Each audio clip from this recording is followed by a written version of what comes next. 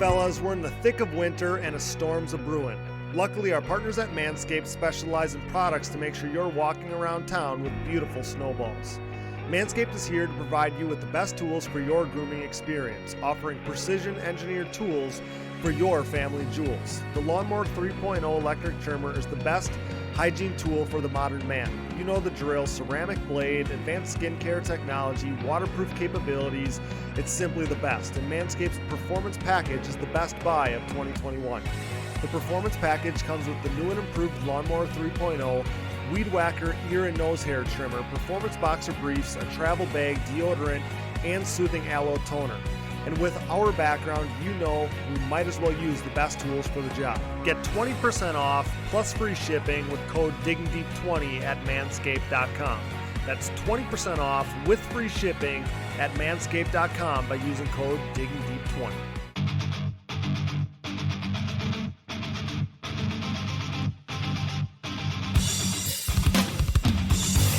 Welcome to the Digging Deep ATVMX Podcast with your host, two-time defending ATV motocross national champion, Cody Jansen. Am I on air?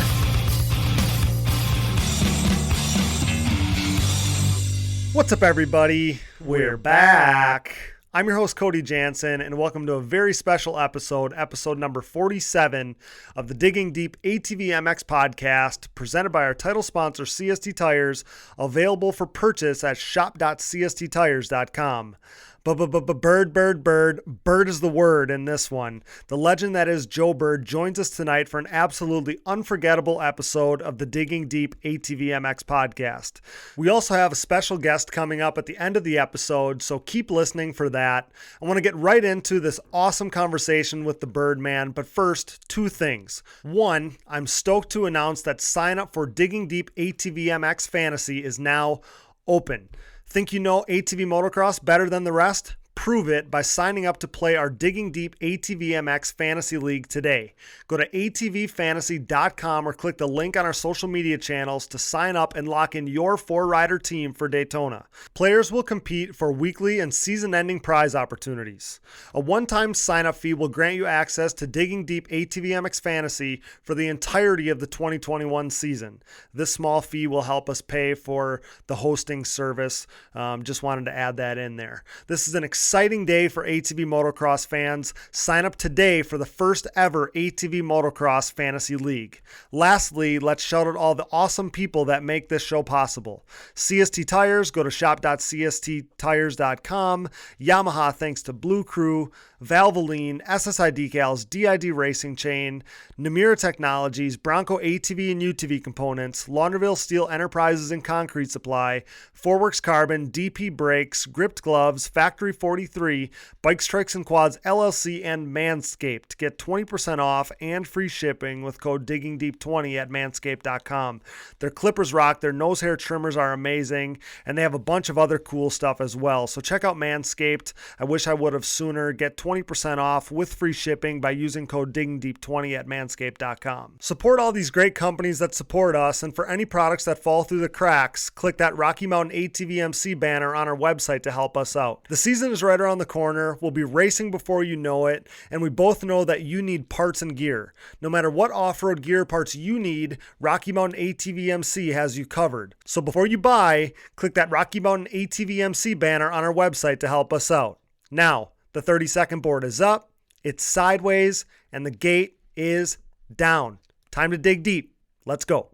All right, guys, this next guest is a very special one for us, brought to you by our friends at Yamaha and their race-ready YFZ 450R. Go to YamahaBlueCrew.com, follow Yamaha Outdoors on social media, and check out Yamaha's full off-road lineup today at YamahaOutdoors.com. It's two-time ATV Pro Class national champion, a living legend himself, and an absolutely polarizing figure in the history of our sport. Say hello to Mr. Joe Byrd. Joe, what's going on, man? So freaking stoked to welcome you to the Digging Deep ATVMX podcast. It's truly an honor, sir. Thanks so much for being here. Hey, man, I need you around me all the time. That's a hell of an introduction. I appreciate that.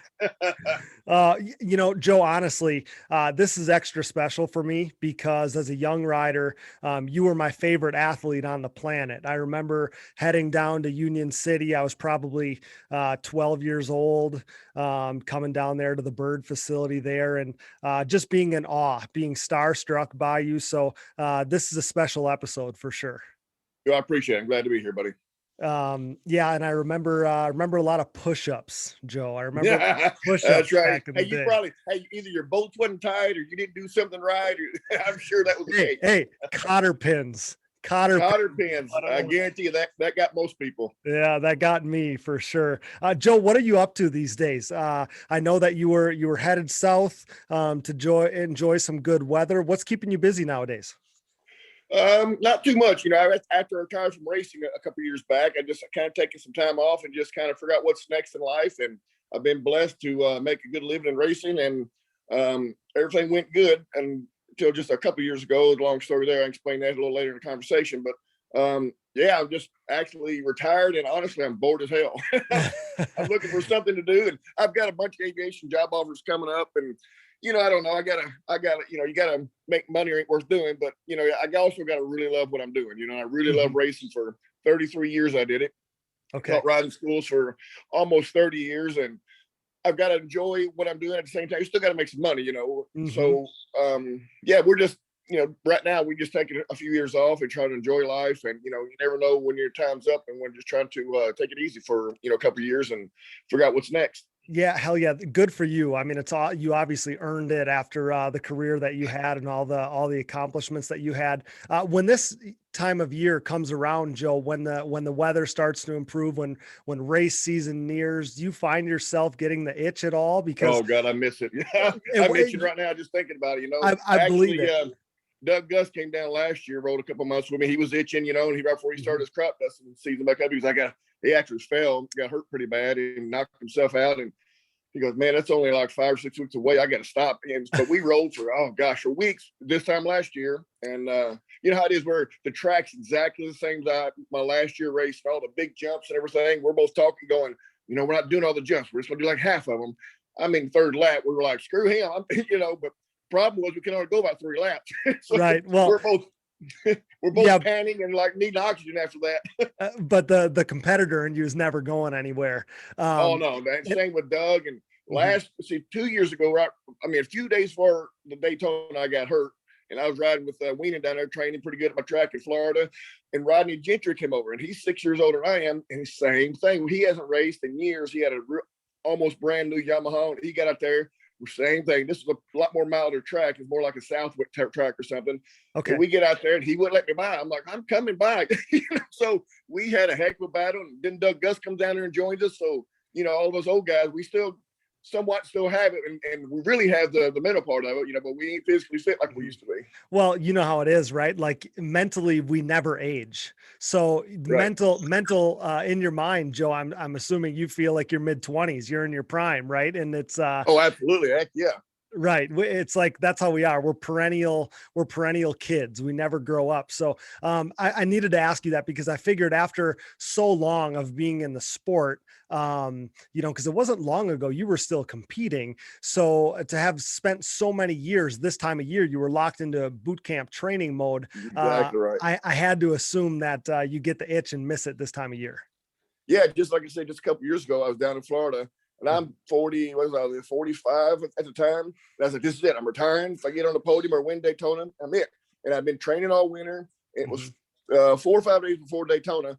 And I actually let Chad take off in front of me. So you take off first. That pissed him off. He goes, I don't, like, who are you? I'm like, you take off first. Let me see if I can catch you. Well, sure enough, I did. I caught him. I passed him. I'm like, yes, I got, but, I was only had about 15 minutes in me, but lucky Daytona it's only 10-12 minutes. So I'm like, yes, I'm ready for this race, Yep. And we had a big time down there. But yeah, it's once I hit 40, I started noticing, and it maybe 41, I started noticing, I can still do what I did before, but it takes an extra day or two to recover. You know what I mean? And the ground, for some reason, I don't know if we got a lot more frost that year, we got harder every year, after 41. So yeah, and I really think today, man, if the money was there, myself, John Natale, Doug Gus, Rodney Gentry, these old champions, I really think we could come out and I don't know what we get. We're definitely top 10. But we obviously would take us so long to get in shape. We might have to start in August, getting ready for May. But right. I really think just the desire and the gut wrenching determination that these guys and myself had, and just we haven't lost the talent. We just maybe lost a step, But I think I want to say top 5, but that's stretching. I know it's your top 10. If we got back in shape.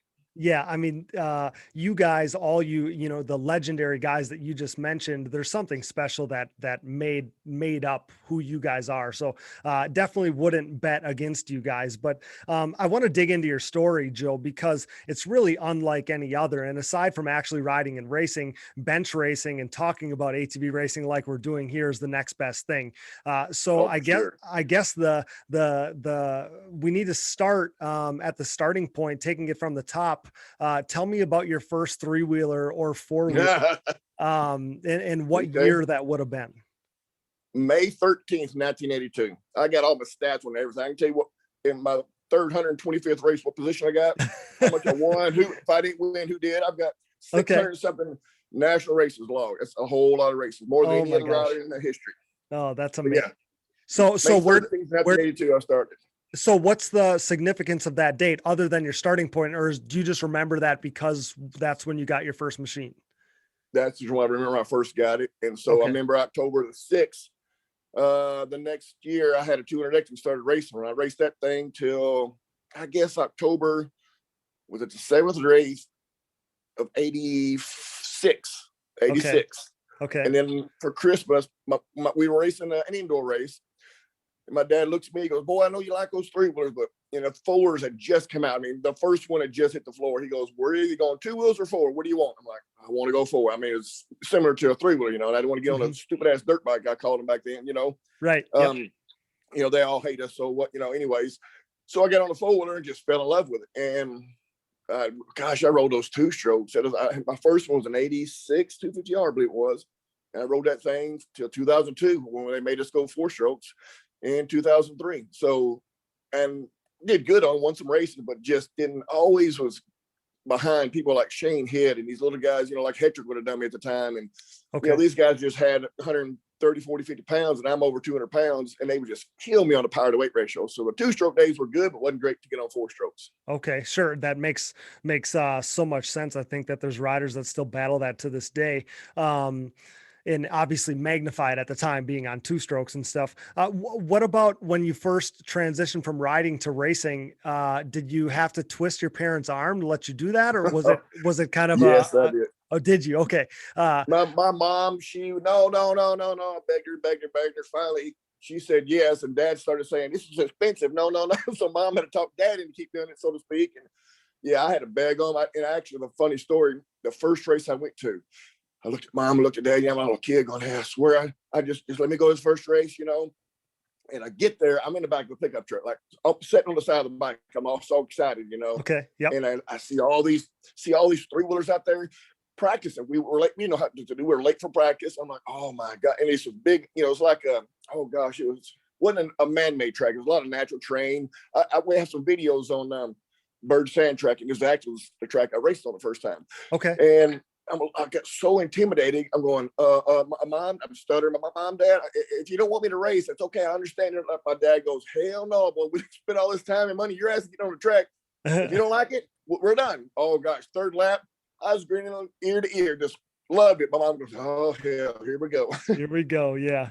That's funny. And doesn't the story go that it was like 4 years or something from when you first started racing to lining up for your first pro race? Isn't that the story? 4 years?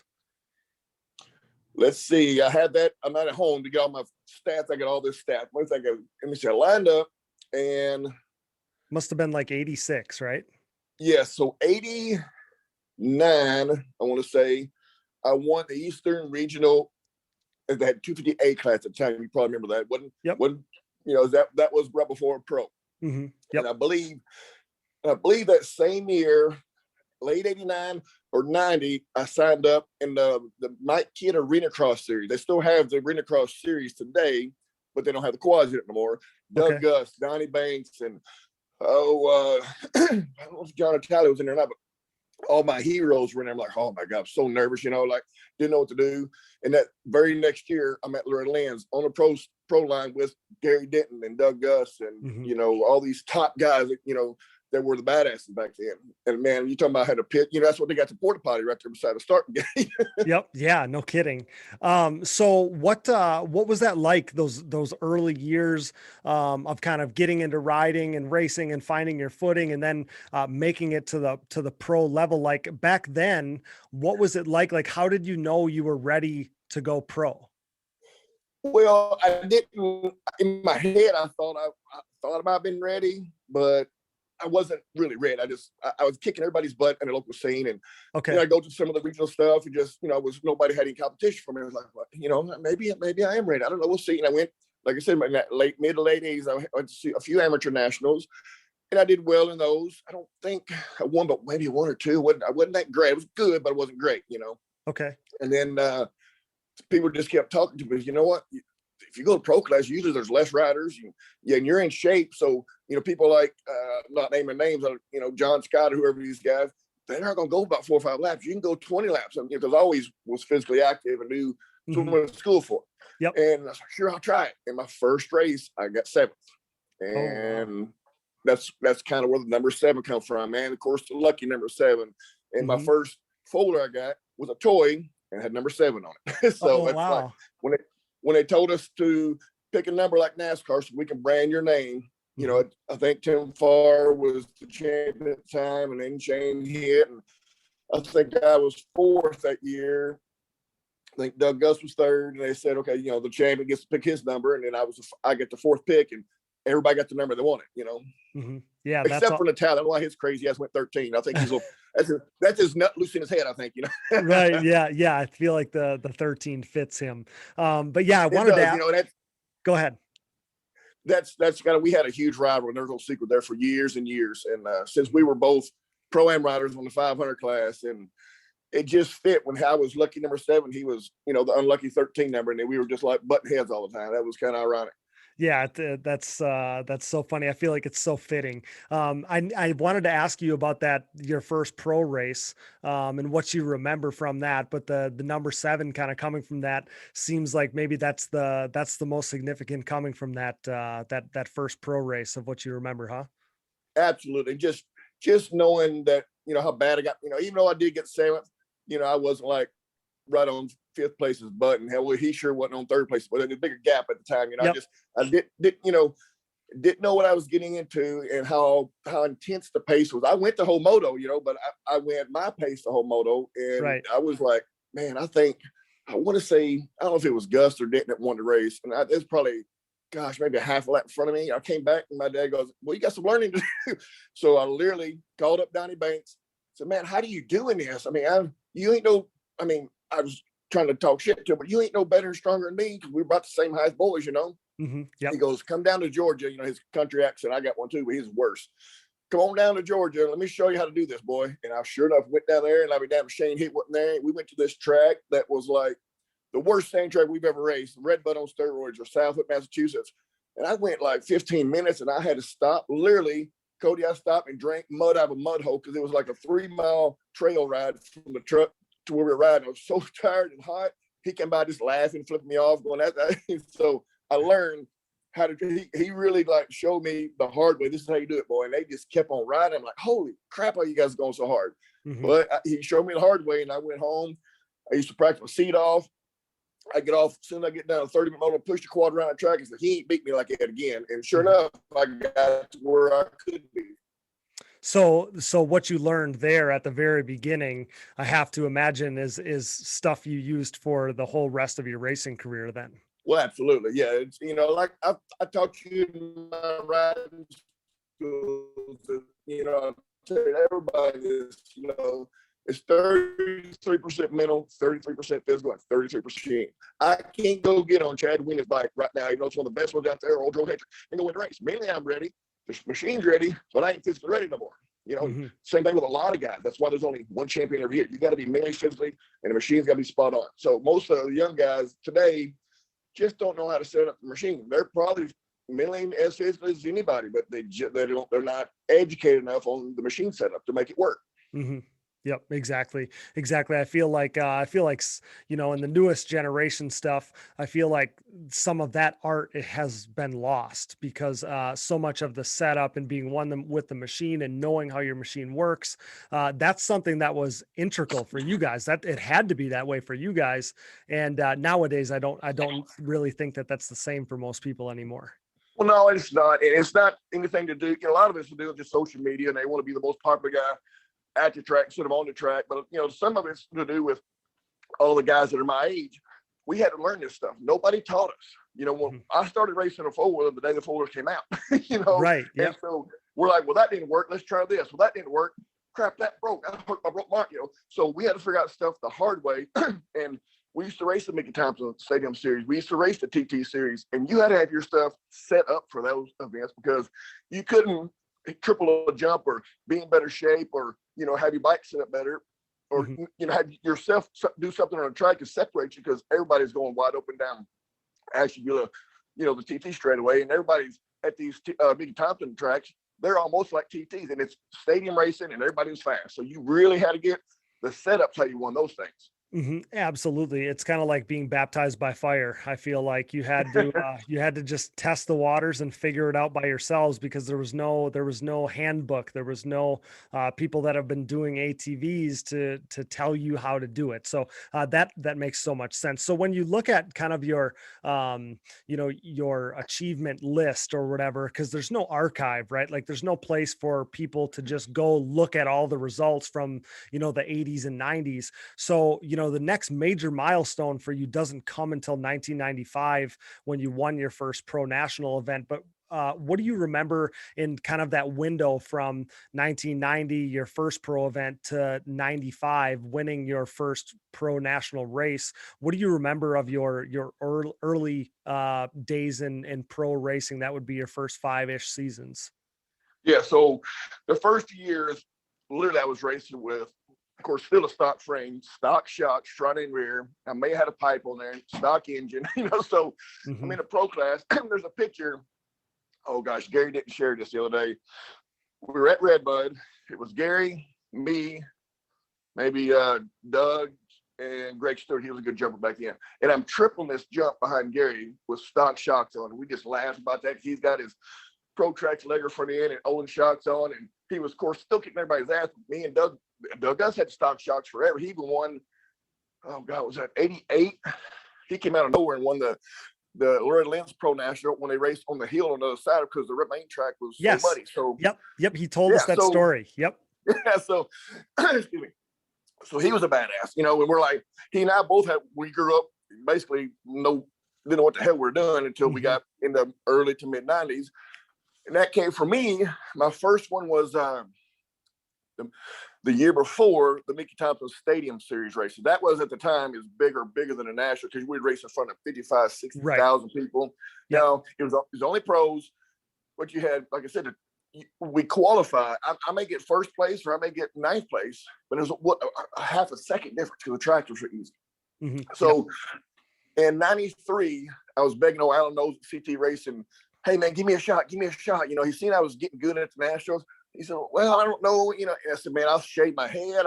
I'll tattoo CT in the side of my, whatever I got to do. And so 93, I think it was November the 5th, 1993. He said, come on out here. You'll race Candlestick Park out in San Francisco on Charlie Shepard's practice bike. I'm like, oh yeah, I'm ready. You know, so I get out there and I qualified, got a decent, I think 7th or 8th. But in the race, I got a 7th or 8th place start and I'm getting 5th. He goes, oh shit, you did pretty good on his practice bike. Let me get you a good bike. And at the time it was JP Racing, which was before Lone Star.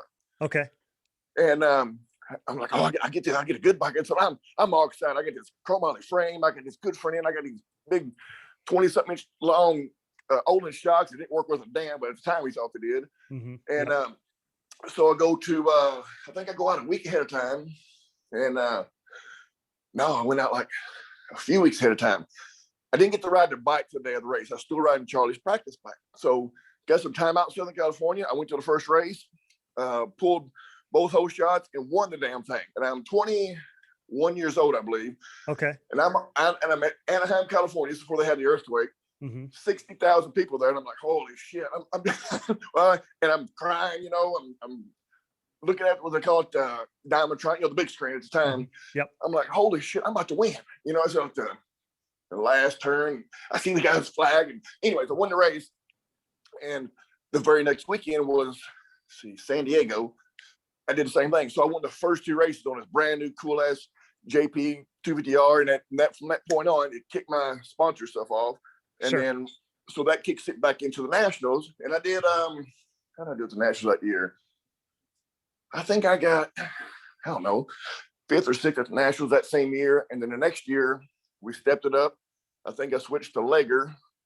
Okay. And I got, I think I was on PP, shocks, and Legger. And Wayne actually helped me set my stuff up. Instead of just ordering something off the shelf and throwing it through it. So I did really good at a few races, won some heats, but Loretta Lynn's, I was like, this is, similar to my track. Yep. I trained really hard. It's really hot. And I think I won by, a long time, 30 seconds or something. With my big 12-inch front wheels. Sure. Yep.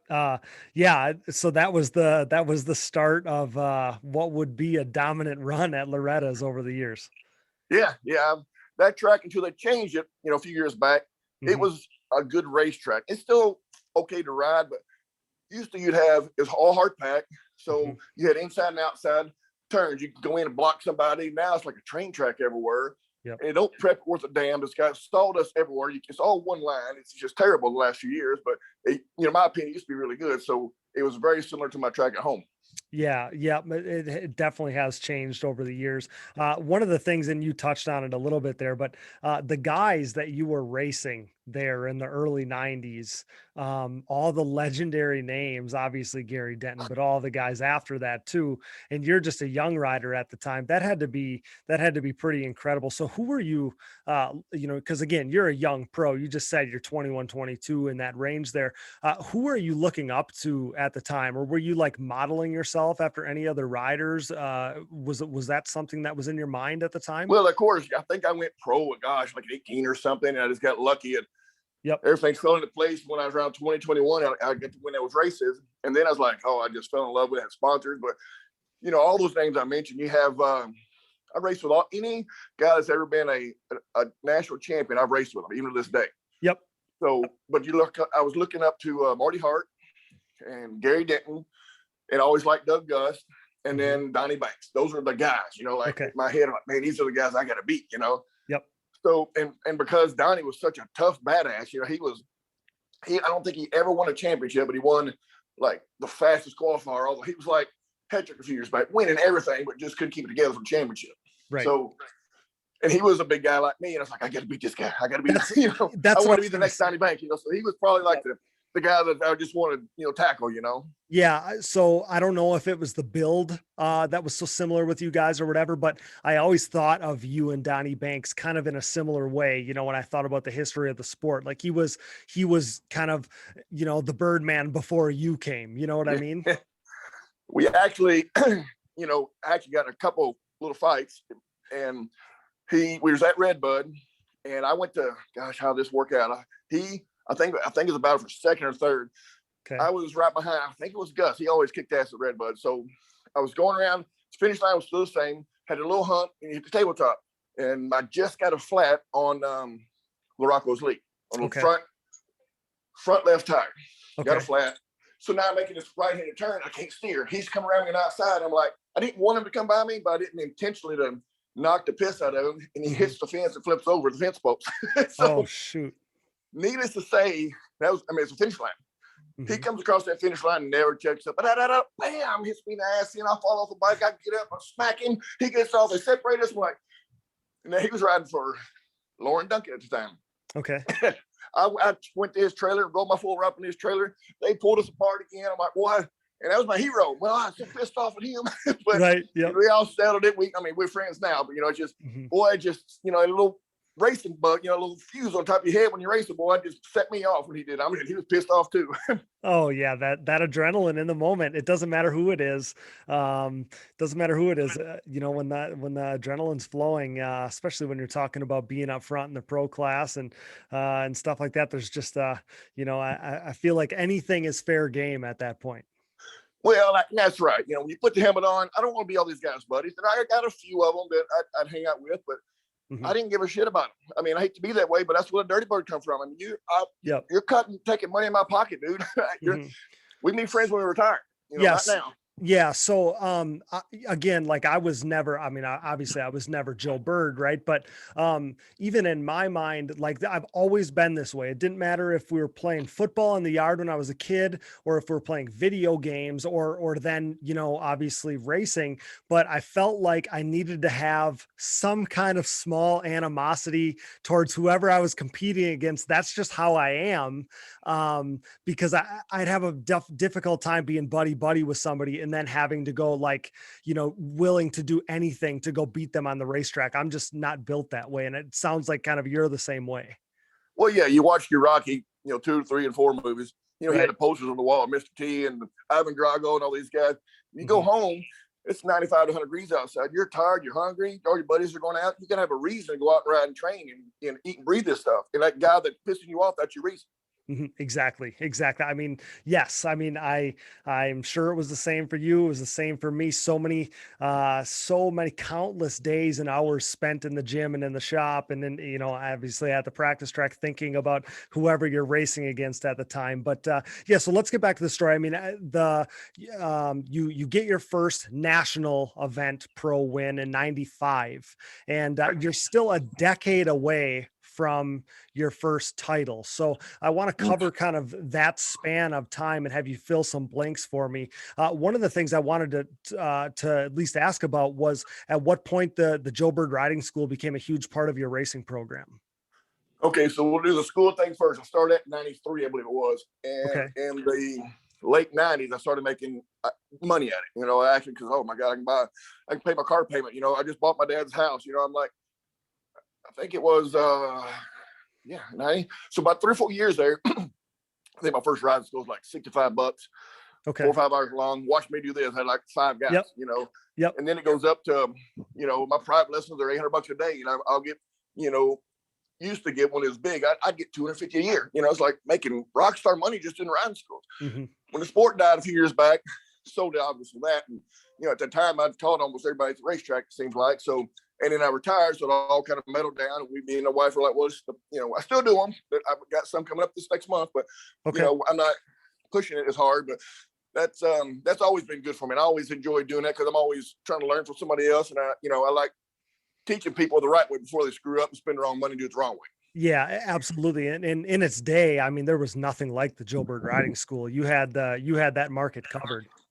Yeah. And, you know, I was winning rider, and, you know, I thought I did a really, really good school, really thorough school, you know, with the first thing we did was bike set up. And, you know, I thought I'd go over everything. And of course, my first, 5, 6, 7 years, now I look back on it as a joke compared to what it is now, you know, because now I got regular schools, I got advanced schools, I got group lessons, I got private lessons, you know, and I got people come for 2 weeks at a time. It's really evolved. And of course, 15, 20 years ago, I thought I knew what I was doing. Right. Now, well, times have changed. Yeah. You know? Yep. Times have changed so much. I remembered literally word for word you saying that at the beginning, I didn't really know how to teach. It was just, hey, watch what I'm doing and then go do it, you know? Yeah. Yeah. I'm going to pick on him, but that's what Doug Gus does now. No, he ain't doing me anymore. But yeah, I picked on him a lot of times. I beat one of his riding schools just training when he had a private lesson. That's what he would do. I'm like, really? And so we talked and worked, and he's, of course, before he quit doing me, he was way better, of course. But yeah, I'd laugh at him about him saying and doing that. But yeah, he's just a good old boy. Yep. So going back to your other question, from 95, 96 to 06, you know, started. Okay, so the 2-stroke days, I was, like I said, I was good, maybe almost a great racer, but I could never get a whole shot. That was a big problem.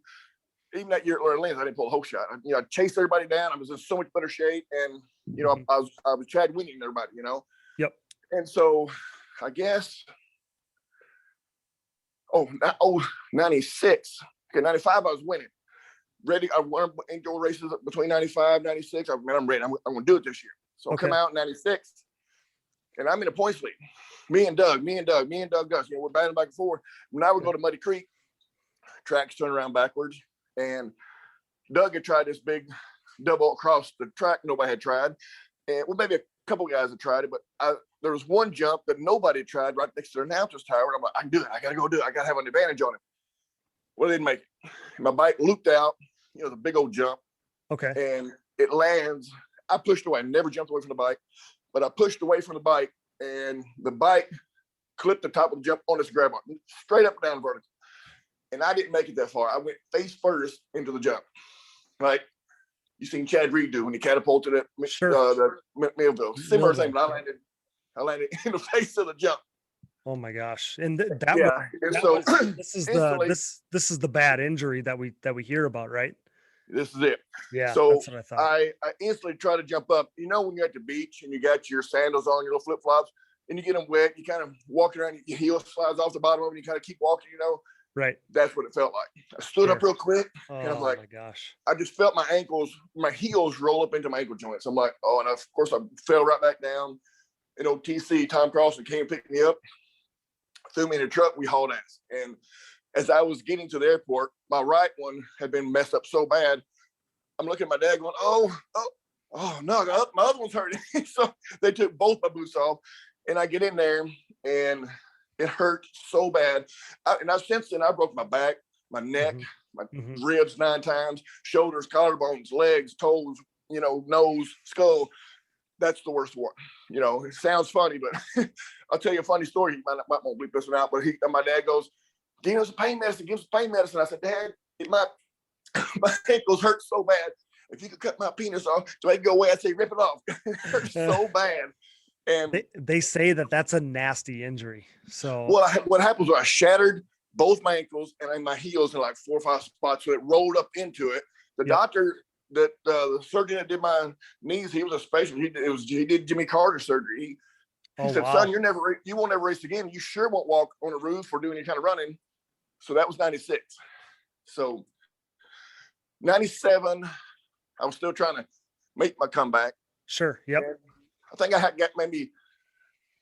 I got some heat races or something, but I just wasn't still 100. I couldn't train right. Sure. 98 without, I don't want to bash sponsors too much, but I got with, I don't even want to say the name, but I got with a sponsor that was supposed to take my bike to all the races and build all my stuff and free ride, like all these other guys, Farr and Gus, these guys were getting now. Okay. And they were party animals. So I show up to the race, either the bike wouldn't be there or the bike was still dirty from the race before. I'm like, oh, great. So that year was a flop. Didn't do anything that year. I didn't even win a heat race, didn't win nothing. Okay. So that was a lost year there. Okay. And that was 98. So 99, I get with another program that was better, but he ran out of money. So then I had to finish that series. And I think I got hurt in 2000. I was still on my 2-stroke. I hit this jump practicing. The needle clip breaks in my carburetor. That little 5-cent needle clip. You probably remember those. You got the needle, the little clips on there. Yep. And I actually would ride with 2 of them on there. Well, I land off a big jump. 5 feet later was another real high-speed jump. So you go like, burr, burr, you didn't need to go boom, right? Yep. And that's what it did. I'm doing probably 40-mile-an-hour thing endos on me. I land arm first. Tore my rotator cuff, anterior dislocated my shoulder, not like a baseball player, but it went backwards. And I could see my whole shoulder socket out of the side of my eye. Oh my gosh. So that was another really bad one. It took me 6 months before I could ride after that. Oh my gosh. So, but throughout this, you never waver. I mean, you're sticking with the racing thing, or did it ever get still going back racing? I'm hustling, all the the guys that would give me the free parts, or I'd have enough to build a free bike or maybe 2 bikes. And, I'd hustle and try to sell those. And, at the end of the season, at the time I thought, well, I got extra wheels. I got maybe, never used stuff. I had a couple used, filters or something. I'd sell those things, try to make enough money to build a bike for next year. Well, that's a no-no. You don't do that. No. So again, I'm a young kid. I'm like trying to either that or you don't go racing for me. So, and finally I finally picked up some better sponsors in 2002, 2003, and my 2-stroke game was on point. And then they started making 4-strokes, these hybrid 4-strokes. So you remember, then we got the YFC Like 426 or 416 or some weird Yep, number. Yep, 426. Yep, I remember. Yep. I can picture that bike of yours perfectly. And you touched on it a minute ago, but that was a question I had. That seemingly you had, the most success of your career when things turned over to the 4-stroke. And I wondered if there was a correlation there or if it was just simply coincidence. I'm a big boy. And that makes sense. Yep. Every 7 pounds of horsepower, when you only got 35 horsepower on these 2-strokes, now we're going up to, 55, 60 horsepower in these nice Bittergold 4-strokes. Yep. Well, that 7 pounds don't make as much difference. Matter of fact, Hector can't handle that 70 horsepower or 65 horsepower bike like I can. Right. He probably pull a hose shot on me. When I was out there battling around, down my weight almost came to an advantage. Coming out of the turns and the hose shot, it was still a disadvantage, but nowhere like it was. Mm-hmm. Yeah, that makes so much sense.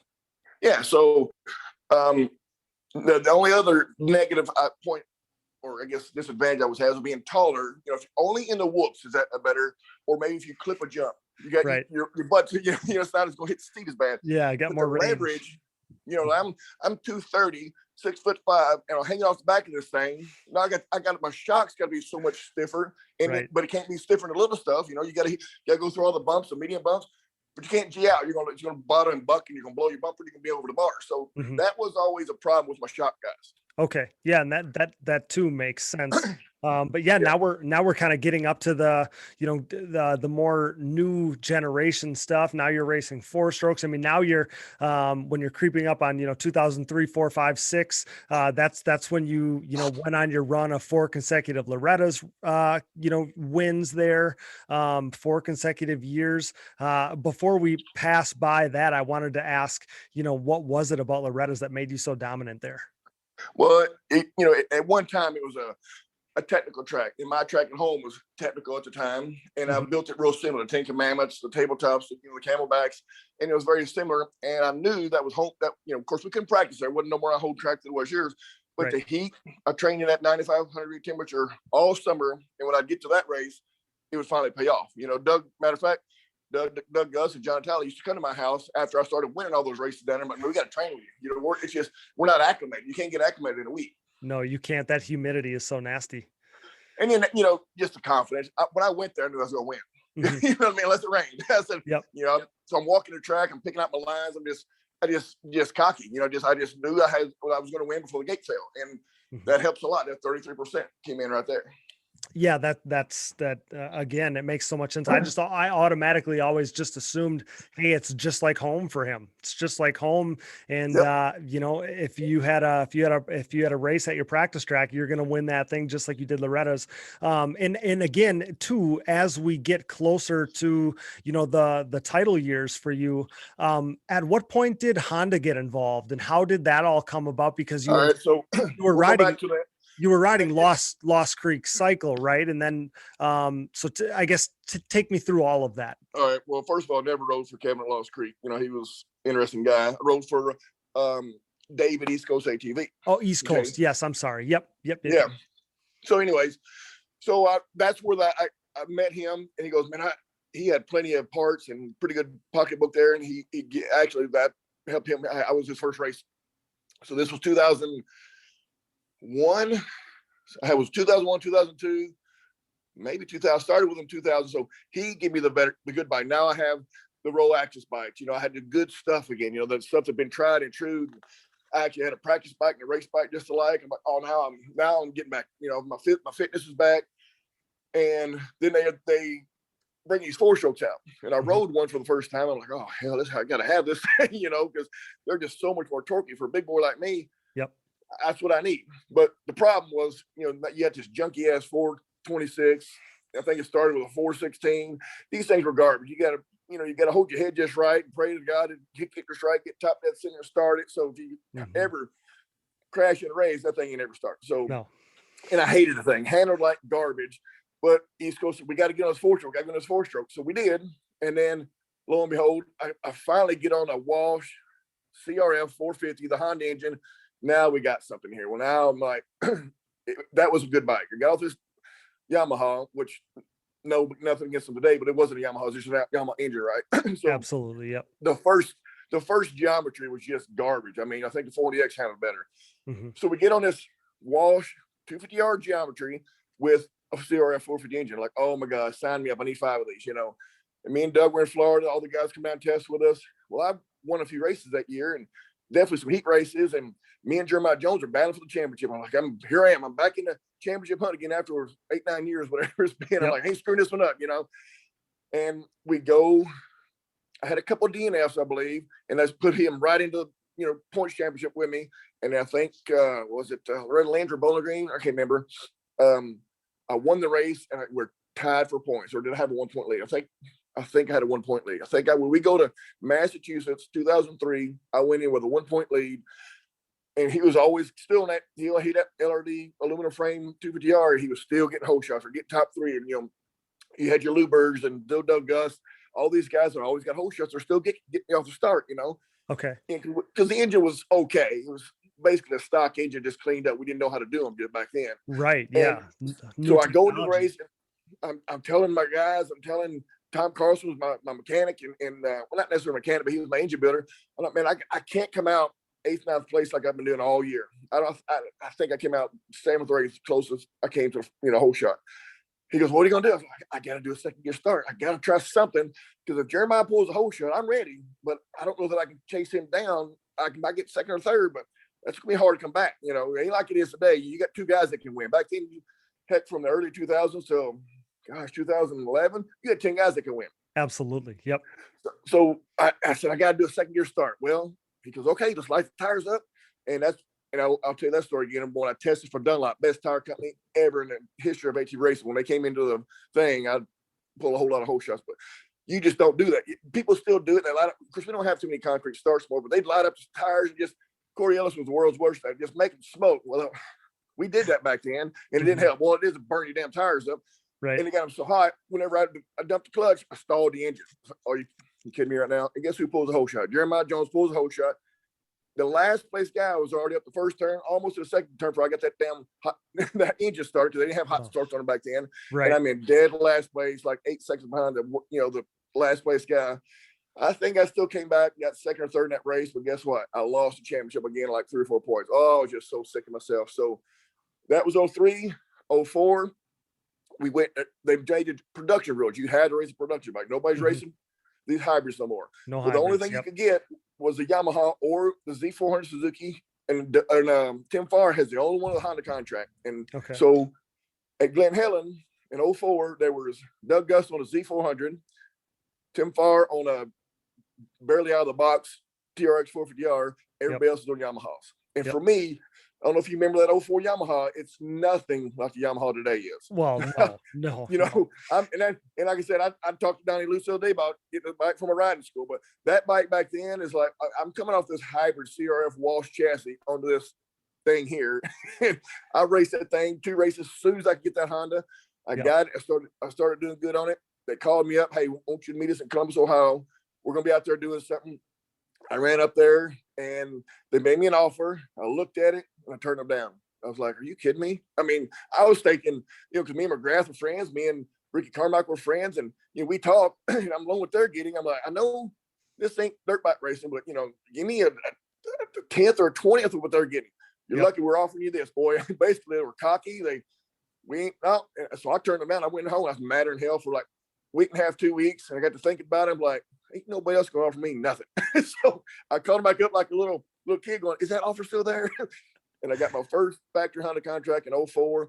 And then as soon as I signed that thing, every sponsor started calling. And, you know, nobody ever had Alpine Star boots as a sponsorship until then. Nobody had, we didn't even know what Dunlop tires were, except for these stock tires you get off the dealership. They'd call me up. They're offering, you know, these guys offering 50,000 here, 75,000 here. I'm like, holy crap, I couldn't get you to call me 2 years ago. Now you're offering all this kind of money. Sure. And they're like, you got that factory contract. And so the doors just went wide open for me then. And then every year Honda would do exactly what they said and even more. If I needed more parts, get you more parts. If I needed another bike, get you another bike. If I was winning and doing good. If I wasn't, you know, of course I got lucky. 04 all the way through 14, had a good 10-year run there doing well. And every year they just kept giving me more and giving me more. And then I'm getting these 6-figure contracts. I'm like, oh, I'm like a kid in a candy store. You know, look at this, you know. Right. So So it's funny though, because for so long, I mean, obviously we all knew that you had this great relationship with Honda, but to hear how it started, the fact that you got an offer and turned it down, that's pretty funny. So and you kind of touched on this, so I want to go down this road while we're here. By the year 2006, you've had some injuries, and it was probably even before '06, but that would have been, kind of when we finally, you kind of finally get to the promised land. But the Joe Byrd riding school is thriving. Obviously now you're a factory Honda, rider, at this point. And it seemed to me like you had mastered the art of running your race program as a business. Yeah, and with going with Honda, luckily it gelled out really well, because not too many guys do it like I did it and like I'm doing it. I mean, Wiener's doing it. Yep. There's not really, who was else? Natalie's tried to start doing it towards the end, but nobody was doing it. You got your Wimmers and Gust and who's Creamers and Pat Browns and all these guys out there. Jeremy Lawson. They wanted a contract, wanted a salary, wanted bonuses, and wanted to be able to fly to the race in their duffel bag and show up in 18-wheelers there. Well, Suzuki did that. Kawasaki did that. Can-Am had 2 or 3 teams doing it, and it was great, easy for them. All they had to do is ride, train, eat, sleep. But guess what? They were only making $250,000 to $350,000 without bonuses. I was making $970,000. So I was like 4 times the money they were making. Right. I mean, the upside was way higher the way that you're doing it and the way that Chad went on to do it then years later. Right. But you two were the only ones that I could think of off the top of my head that really went about your business that way. And it's I'm looking at it going, okay, I can make a little bit easy road, or make a lot and do a lot of work. I hired the driver. Actually, I was the driver until I started flying. I hired the mechanics. I hired the guys that custom access and paid those guys to come do everything. Of course, sponsors would reimburse me, but I hired all the right guys, all the right tuners. We rent all the right tracks, because I knew what Suzuki was doing. I knew what Kawasaki was doing. Well, I can do that. I don't need Jimmy White telling me how to do it, or Wayne Henson telling me how to do it, or Donnie Luce telling me how to do it. I mean, I've been doing it as long as they have. Well, they're going to tell me. No disrespect to none of those guys, but I knew how to do that, and I can keep 75% of the money. So and I told Doug Gus this after his second or third year with Suzuki, making, he's doing good money, but him and Wimmer did a Suzuki commercial, and they had a Suzuki toy, man, a little electric folder they had, said Doug Gus on number 55. Yep. Well, they didn't make anything out of that. They'd be gone 2 or 3 weeks at a time, and they had to do that because they already had a factory contract. They'd get their factory salary and their bonuses and their bikes and parts, but they didn't own those bikes and parts. Honda give me 10, 12 bikes a year. I own all the machines. Do the math. Well, I'm selling them for 18, 20 grand a pop back then. Plus, I get my big salary and my big bonuses. And when I went out, me and Jeremy, I got called to do a Honda Power Dreams commercial back in '08, I believe it was.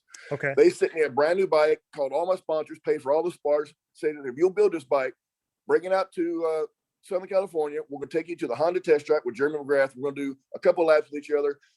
And the commercial, all it was me kick-starting the folder. My Alpine Star boots kicked it, it started. Jeremy's dirt bike kicked it, it started. The next thing you saw was a generator. Next thing you saw was the IndyCar. Next thing you saw was the Civic. They paid me $85,000 for that day and a half. I'm like, I need more than I need more. And that was over and beyond my Honda contract. I mean, gosh, the guys already make that much. I don't know if Hetrick makes that much money right now. I know Thomas Brown didn't, because he had to retire, Yeah. That's so funny. More of us need to get on that program. Everybody but Joe Byrd needed to get on that program, kick the bike for that kind of money. That sounds great. Yeah.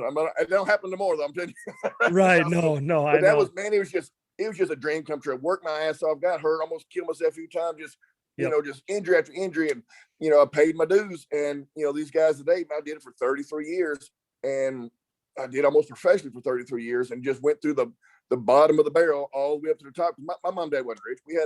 He worked at a factory. My mom was, they worked their ass off, both of them did, but we didn't have the silver spoon in their mouth like some of these racers do. Well, and usually those racers don't make it because they're too spoiled, Well, so that's it worked exactly out for me. Yeah, that's exactly where I was going to go. That background is the reason why you were so successful. You kept getting knocked down, and getting back up. and, still keep climbing until you got to the top of the mountain, because of the way that you were raised, because of what you came from, because it wasn't easy. So I guess when we start to talk about getting to the top of the mountain, let's talk about that, because the 2006 season was one of the most legendary seasons I think I can ever remember, maybe in part because of the way that Wes Miller and the National Born Killers film covered that season. But man, it was so stacked, right? Between, Oh yeah. Yourself, Doug Gust, Keith Little, Jeremiah Jones, John Natale, Dustin Wimmer, Pat Brown, Joe Havisto, Travis Spader. The list goes on. Harold Goodman. Yeah, and Weenie was still back there then. He was winning He back sure in was. 6, 7, 8. So Yep, he sure was. I mean, Tavis Kane, obviously, like you said, Chad Weenan, and Luberg, who you brought up earlier, Dunk, Lawson, Ellis, Timmy Farr. I mean, the list goes on. Everybody was there. So you come out and win the first 2 races at Glen Helen and Oak Hill, and I mean, were you thinking like, hey, this is the year? This is the year I'm going to do this thing. Okay. Because I just got my Honda contract, and they in the 06 I had like 10-year contract with Honda, but my 06, 7, and 8, and 9 contracts were like really lucrative, really bonus driven. I'm like, this is my time. I was 34, 35, that age group, and I'm like, this is my time to make my retirement. And you ain't coming by me without a fight. You take this money out of my pocket. Right. Yeah. So yeah, those were really good years. I mean, I was making, between the year 30 to 35 grand a weekend to win, 15 for second, like 5 for third, and that's $400 for fourth. So when I'm in first place and I see, let's say it's Hetrick and he winning, and then Doug Gus in fourth, I mean, you're gonna have to run me off the track, or something's gonna have to happen for you to get by me. You know what I mean? Right. So, I might never try to hurt nobody, never try to take anybody out. I don't want to hurt anybody like that. So, but that's business. That's and same thing when I'm in fourth place and I see Weenan and Hetrick and Doug Gust or Wimmer, whoever's in front of me, I'm like, that's money. That's a big difference in first place to fourth place back then. So, oh yeah, for sure. And yeah, I mean, the way that you started that season, and I guess, I want to make sure that listeners remember, because in 2005, John Natale was dominant to the tune of, winning 8 national events en route to his first title. So he obviously came in slated as the favorite, and you come out and you set the tone right away for the rest of the season, and the rest was history. But yeah, I had to ask you, after you win those first 2 races, you had to feel like, hey, this is mine. 2006 is going to be my year finally. Well, that was the year I had John Natale is like the biggest poster I had on my dartboard. You know what I mean? I couldn't stand that guy. I just didn't spit on him. He was on fire. And I just trained extra hard that winter, and he was ready. But he had those Fox shocks back then that nobody had, and he just kicked everybody's ass in 05. And that was the competitive edge. I'm going, oh hell no, I got this big contract. You ain't taking that again from me this year. I'm going to get that on the country. I knew they're going to have 5 guys on the team. They're just ain't going to happen with Honda. There's 1 or 2 guys, maybe 3. And I wanted his money, and he was my dartboard, him and a few other guys. And we were, just arch rivals from probably early 90s, like I said, on 500 and Banshees. So he landed on my ass at Texas one year, just being an idiot. And then until when he got in his Can-Am, he lost his attitude. And he also sucked for a few years, but he also started winning in 11 and 12. But we stayed buddies after, he calmed down, I calmed down, and now I texted him here the other day, now we're buddies, me and Doug, same thing, some of those guys, but you can't be friends with anybody racing, Right. So I remember one race in Gatorback, I tried to go around him on the outside. He come in, just knocked the piss out of me, run me off the track, right over the hay bale. I'm mad as hell now. I couldn't catch him, had 2 laps to go. But that same year, I knocked him off the track. I think it was on National Born Killers. I came in to do a pass at Muddy Creek. I had the line. He kind of had the line. It's kind of like a gray area. I knocked the piss out of him. He flipped sideways at like 20 miles an hour, tucks and rolls, comes up from the somersault over the ground. The bike flipped over top of him and flipped me off. I'm like, oh my gosh. I didn't know it at the time. I actually slowed down and looked. I was like, is he pissed? If he's flipping me off, I'm going to roost his ass. We're still sitting there next lap. And then I saw it on the video. I'm like, that sucker just flipped me off. Now I'm stating it even more, So, Right. Oh yeah. Yeah. That's funny. I mean, yeah, you're exactly right. It's just impossible to be friendly with guys that, especially, when you're racing for your livelihood, you're racing for, like you said, your retirement. I mean, it's all bets are off at that point. But yeah, I mean, talking about that 2006 season, you were super consistent. Your only win other than those first 2 rounds was your 4th consecutive Loretta Lynn's victory, but you finished on the podium 10 of the 14 rounds. And man, you kind of ended up needing every one of those points, because you ended up with the title by just by 6 points over your buddy Doug Gus there. Yeah, I had a few stupid things happen to me, and Honda was really adamant about this. They'd rather see you get 2nd, 3rd, or 4th than to see a red bike on the side of the track. They're giving me thousands and thousands of free parts and bikes and all this stuff. And we had a brand new CDI go out and a brand new crank go out. We were out through that, I'd come out of the gravity cavity at Unadilla, boom, and I see a big cloud. Almost went over the bars. It was so abrupt. And I had a rod sticking out of the motor, brand new. That's just shithouse luck. And then one race, the head pipe breaks. I had switched over. Dan was building the Yoshimura pipes at the time. Nobody knew that, but that's why in 07 he started building his own pipe. So we had a pipe break, and then just like Wiener did, I think last year, at the bottom of the Miles wall at Redbud, broke the chain. I hit those stupid rocks. We put brand new chains on every motor. We go out, practice, qualify, new chain, first motor, new chain, second motor. So we did all the work, but sometimes that's just racing. You have shithouse luck. It was just something dumb happens. So just a fluke deal, yeah. Yeah, so it's always shoulda, coulda, would. I should have won by 25 points each year, but if that you can't ever say that because that's racing, And the same thing with my 2008 and 9 season. I had the same thing. I had a pipe break, had a CDI go out, I had a flat, and then stupid Creamer hit me. He ran over me at the Pennsylvania race. Dumbass. Yeah. So yeah. That cost me that championship and over $100,000. Oh, I believe it. Yeah. So we'll get into that. We'll get right back to the show, but now a word from our sponsors. And thank you for listening to these ads. Without these great companies, none of this would be possible. Show your support for the people who support us. Welcome to the team, 2-time champ Joel Hetrick, who dropped the biggest news of the offseason when he announced his move to CST Tires. The CST takeover has been gaining momentum over the past several seasons, and now Joel Hetrick and his Phoenix Racing teammate Jeffrey Rastrelli are the most recent additions. The Pulse MXR tire has helped lead riders like Thomas Brown to race wins and 3 consecutive Quad Cross of Nations titles, Nick Janusa to the Pro Class podium, myself Cody Jansen as I rode my Pulse MXR fronts and white label soft compound rears to back-to-back national championships in the Junior 25 Plus class, and the most recent additions have us thinking a Pro Class national championship is on the horizon for CST tires. The Pulse MXR tire, available in soft and standard compounds, offers the highest level of traction, most predictable cornering, and superior wear characteristics when compared to the competition. Visit shop.csttires.com to join the CST takeover today, or prepare to be beat by someone who did. Joel Hetrick, Jeffrey Rastrelli, Nick Janusa, myself, and so many others are believers in CST tires. Are you? CST Tires, where passion meets the ground.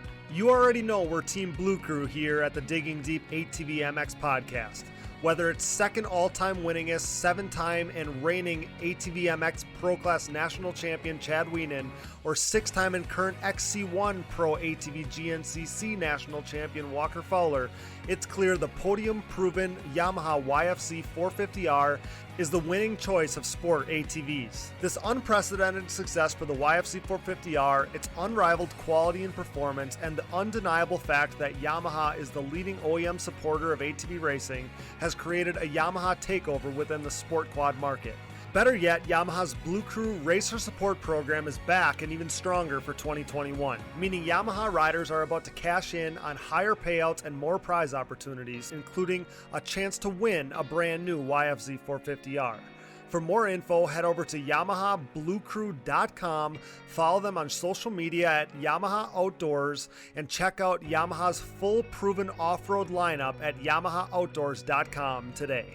For over 150 years, Valvoline has led the charge by being dedicated to constant improvement and innovation across all disciplines of racing.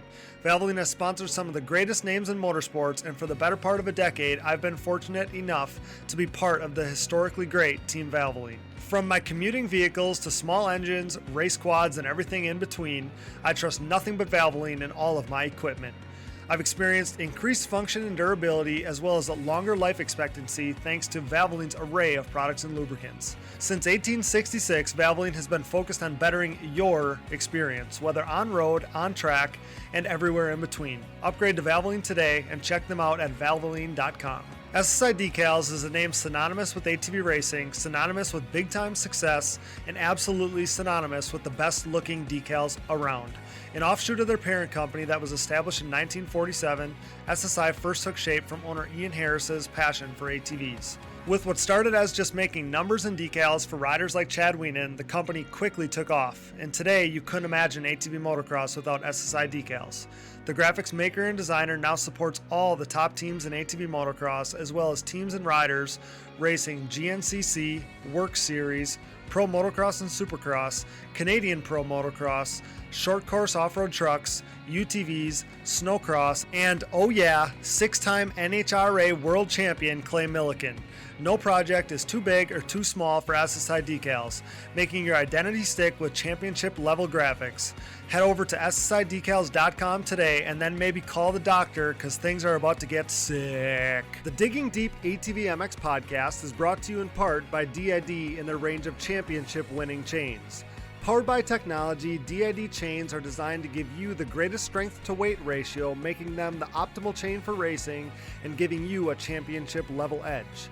DID has been driving championship-winning race programs since 1933, chosen by champions such as Chad Wienen, Joel Hetrick, and myself, Cody Jansen.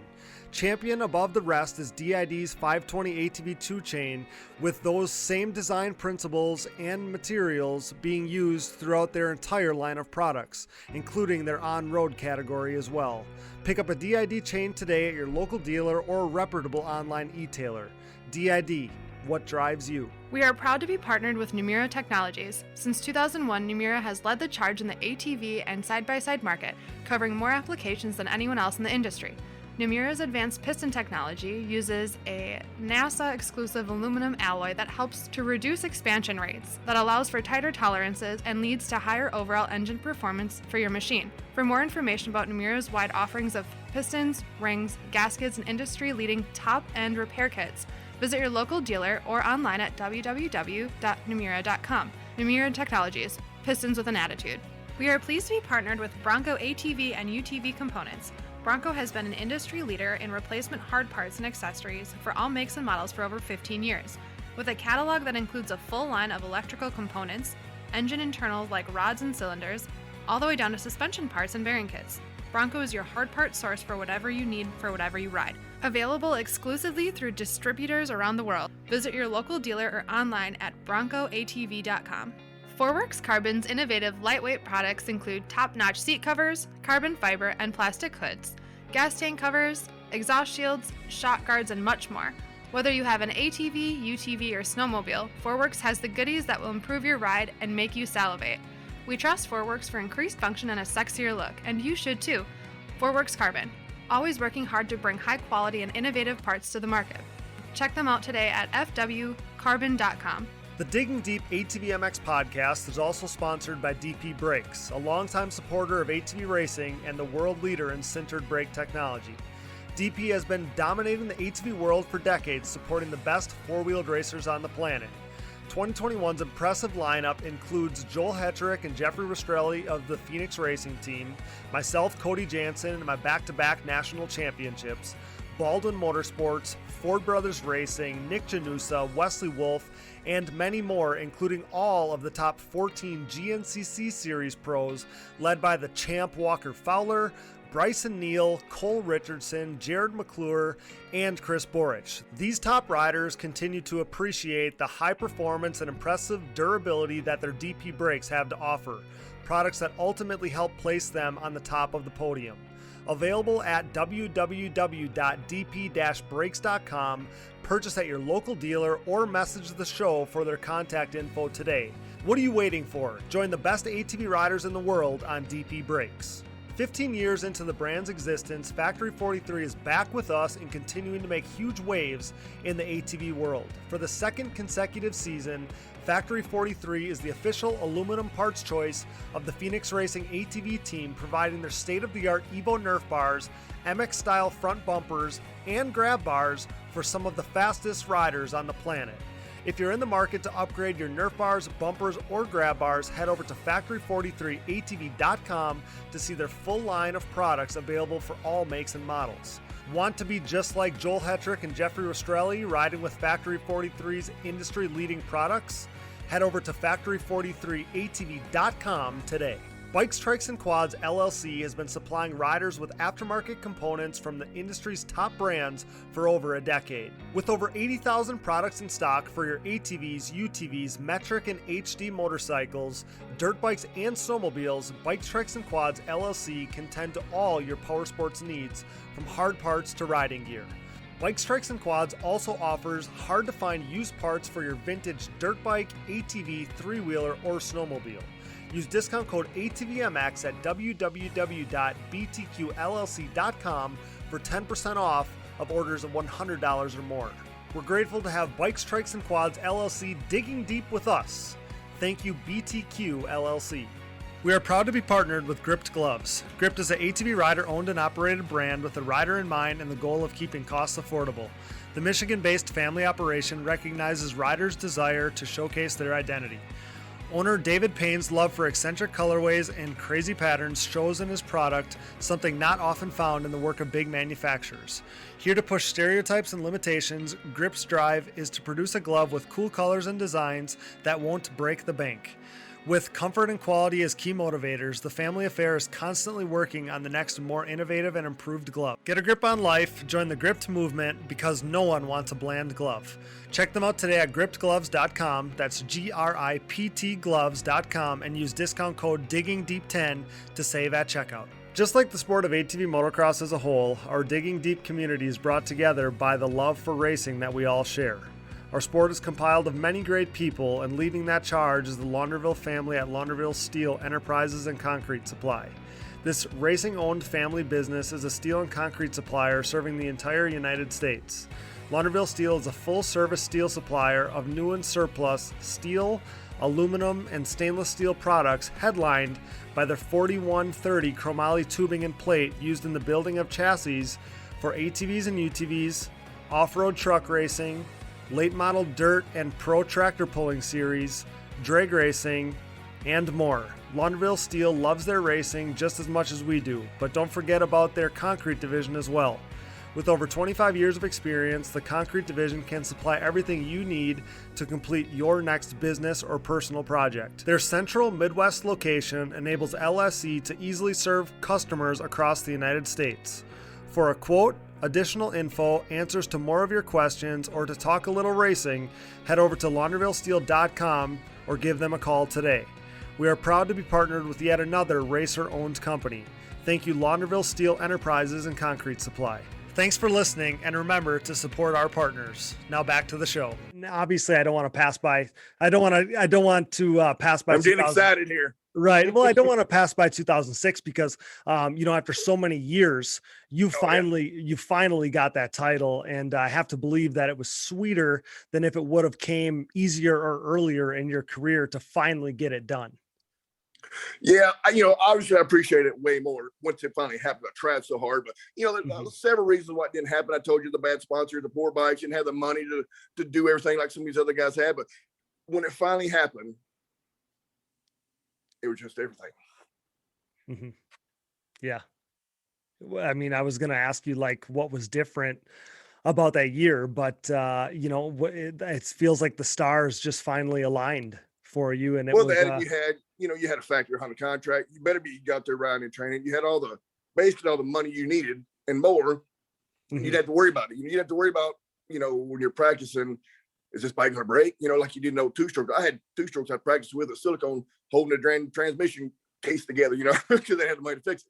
But when you had all this money in the backing, you don't worry about that stuff. You know, I would put only, I think it was 20 hours on a practice bike, 2 races on a race bike, and we'd get rid of them. You know, we'd have, and the race bikes would only have, you know, just the 6 motos, and we didn't practice on at home, and we'd put brand new clutches, brand new chains, brand new sprockets, brand new wheels and tires and bearings and pipes and Nerf bars every race. So this bike was almost brand new at the 3rd race. Right. The practice bikes, we take those parts off, put on the practice bikes, and, you know, 20 hours ain't very much. So we had everything new. So I didn't, you know, worry about coming up to like I had 15 years ago when that needle clip broke. I didn't have to worry about that kind of stuff. You know, you had all these brand new bikes. So the confidence was just through the roof, you know?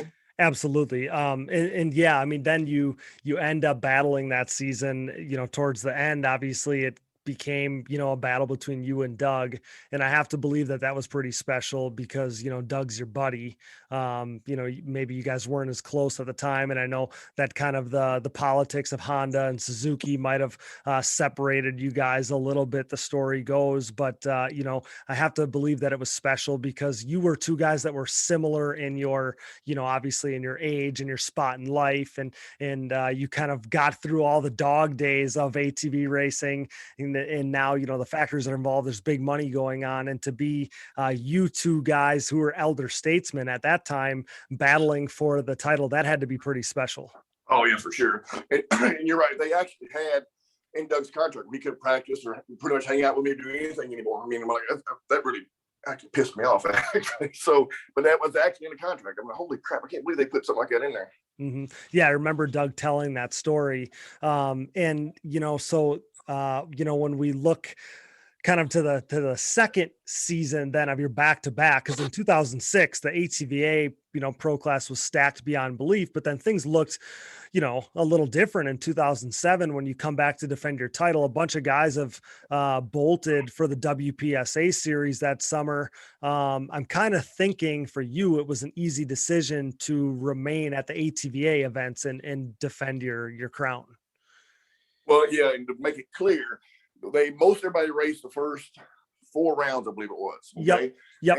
And I was still leading the points at those 4 rounds. So it ain't like I had a free year to give me, you know. Absolutely. Actually, Lawson was a hell of a competitor that year, but Honda, it wasn't a choice that I made. Honda would not allow me to go to that series. I was like, no, that series won't be here in a few years. You won't even know, was it the WPD? Was it the APC? You won't even know what that series is like. And they were actually right. So now you have, when you see that championship on the wall, you know, the real racers remember that, but your average person goes, what the hell is that? Is that a local series? So, but when you have national champion on your wall, that still means something.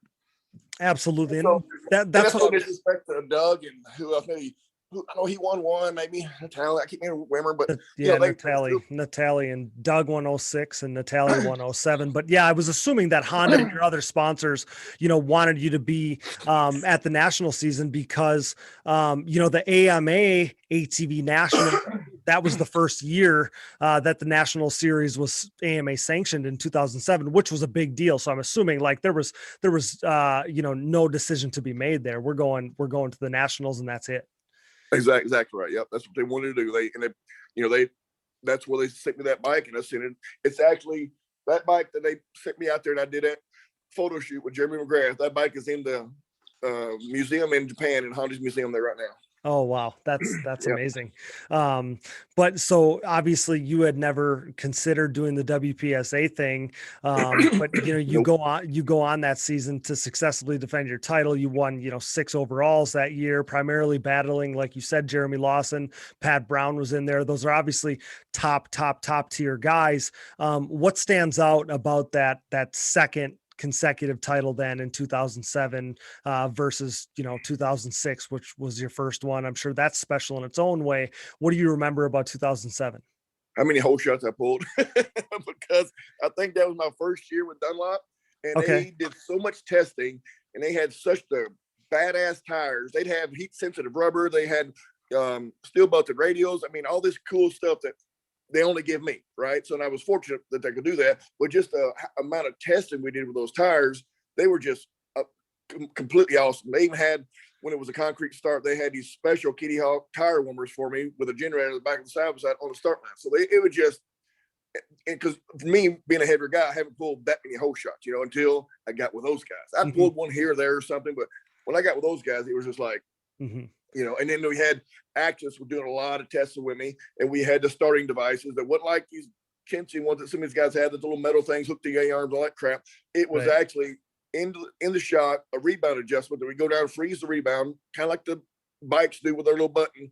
I get to whenever I wanted to, halfway down the straightaway or to the first turn, I hit the release button, my shot would come back up, and it was just like a no-brainer. I think, I can't remember, I got my home record at home. I want to say all through 28 motos, I got 20 or 22 hole shot. It was just insane. I'm like, that was cool. And I remember at the time, again, like you said, I mean, you had some periodic hole shots here and there, but at the time it was like, hey, Joe never got any hole shots until he got with this setup, with these tires, with this engine package, and on the the 450R. I remember that being a huge deal at the time. Yeah, when I got with Dassa, because I've been with Dassa since day one almost from day one on the 4-stroke, but day one on the Honda. I mean, as soon as I got that Honda, matter of fact, Wayne Henson, he probably kicked himself in the butt because we beat his butt 06, 07 out of the championship, but he hooked me up with Dan at Dassa. And Dassa was just basically, he used to race three-wheelers, and he did some glamour stuff, and he's big in the jet ski world. And while I went out there with him, man, he just bent over backwards and got me the best. I mean, right off the bat, was better than anything I ever had. Sure. And then when it was big, 06, 07, 08, man, he come out with these custom cylinders that Baldwin would flip up and down about because I had the straight exhaust. And I mean, we got protested me down to 06, 7, 8, 9, ain't even funny, So, but he was the reason, him and the tires and the active shots. And, of course, it was just, that was the winning combo. Yeah, that's incredible. And I often think of, you're kind of the guy that, at least in my mind, brought Dassa to the forefront for ATV racing. And obviously he still remains there to this day, but I credit you to kind of being that leader of the charge there. Hey, will you call him and tell him that he owes me a steak dinner? Oh, that's awesome. So when everyone came running back to the AMA series in 2008, after WPSA had went under, like we kind of referenced, did you feel a sense of pride? Like, hey, welcome back, but I never left. Yeah, exactly. And even the Coombses and, the race production, they all thank me. Oh my God, I can't believe you stayed. Because, like you said, but they didn't leave the whole series in 07, but the first, after about whatever it was, 4 races, they left for about 4 races. You'd have a guy hop in here or there, and then towards the end, they came back when they could. Yep. But then 08, everybody's back. It's like, here we go. All the teams back together. Who's going to win again? And it was another good year. Like I said, shoulda, coulda, woulda, but I had a couple of DNFs, and I would have won 08 and 09, but it ain't what happened. My student, Dustin Wimmer, that kicked my, like 6 of my riding schools, kicked my ass. So yeah, that's what I was going to say. I mean, starting with 2008 and 2009 and the year that followed, the years that followed those titles, I mean, you may have very well won 4 consecutive titles, if not for those, kind of those problems that you had. And if not for a guy named Dustin Wimmer, who was a former understudy of yours, you won 4 events between those 2 seasons there. You finished runner up to Dustin in both championships. But, other than, kind of those fluky things, the little problems that maybe derailed your title defenses in those years, what was it like competing against Dustin? He was a guy that kind of rode like you. He's a bigger guy. Again, he was somebody that went to your riding schools. What do you remember about, racing against him and then those seasons, other than obviously the hardships? Well, just knowing where he came from, I mean, they always are financially okay, but just knowing where he come from, a little punk kid on a blaster to, and I always said, you're spoiled rotten, so to speak. We'd laugh, and he'd go out there and train with me, and he'd just be lazy. And I'm like, and in my head, I was like, typical, spoiled rotten little kid. But then he starts doing well in the amateur classes in the 450s, gets on the A class, starts winning Pro-Am. I'm like, wait a minute. And then he came to me for an advanced riding school, and he said, I think I want to go pro. I'm like, well, you got to train a little harder. You got to get a little more determination. And his mom looked at me like, oh, that's kind of rude. And so I said, tell you what we'll do. I think this was before Loretta Lynn's, if I'm not mistaken. Okay. And gosh, I think it was it 05 maybe? Yeah, maybe 05. And I said, let's go out. We'll do a 35-minute moto on my track. Go as hard as you can. I'm going to let you take off first. I'm going to pass you the first lap. And he looks at me, because he knew I was going to. And then if I lap you, you don't need to go pro this year. And if I don't lap you, go pro. Because, my track, my house, my temperatures, There ain't too many guys I can't beat on my track, right? Like you said earlier. Yep. But, to lap him, and he looked at me and said, all right, let's do it. His mom looked like she was irritated me saying that. We took off. Sure enough, right off the bat, I passed him. I half-tracked him pretty quick, and, I got closer. I think I got within a straight away from him, and I just knew he was going to fall off the bike. I was going to get him, but the little rascal didn't, and he hired a trainer, went down to Georgia, started training his ass off, and he actually surprised me. And, he was a smooth rider, and he very, methodical, and, I know he had other guys other than me helping with setup, but he actually was pretty good with the setup, and he got a great team and just did it. I was really surprised, but he actually proud of him. He's been the best student so far. Yeah, he made a hell of a racer, that's for sure. So 2008, you referenced it a little bit earlier. We're at Pleasure Valley, and we have the Josh Creamer last corner incident. So I want your perspective of what happened, because it's the video footage, the story that everybody wants to hear. So kind of give us the lowdown on that. All right, so it's been a few years. I'm calmed down by now. but like I said, if you watch the video, and we had a good race for him. He was on his game. He was hauling ass. We had Wimmers hauling, and I went from first to second to third to second to first. It was a great race. One of the best races I think we've seen in quad racing, because everybody's going back and forth. It wasn't like somebody's chasing somebody down. It was a great race. And I think I was I got first or second first moto, and I was winning the second moto. Josh Creamer wasn't in the points championship that year. He could have won the moto, and still, I'm not even sure if he still got a podium. He had such a bad first moto. I think he had a problem or something. Okay. So he was just out there trying to win just to be a badass, which, that's what you're supposed to do. Mm-hmm. But he came in that corner so hot. I already had my bike thrown sideways. I done missed the finger on the inside. Nobody's going around me on the finger, because literally 20 feet away is the finish line, the bottom of that jump. You remember, right? Yep, so I do. Nobody's coming around me unless they just plow me. Well, he come in that turn so hard. He went around Wimmer on the outside so hard, and there's no way, if he hadn't hit me, he'd run off the track.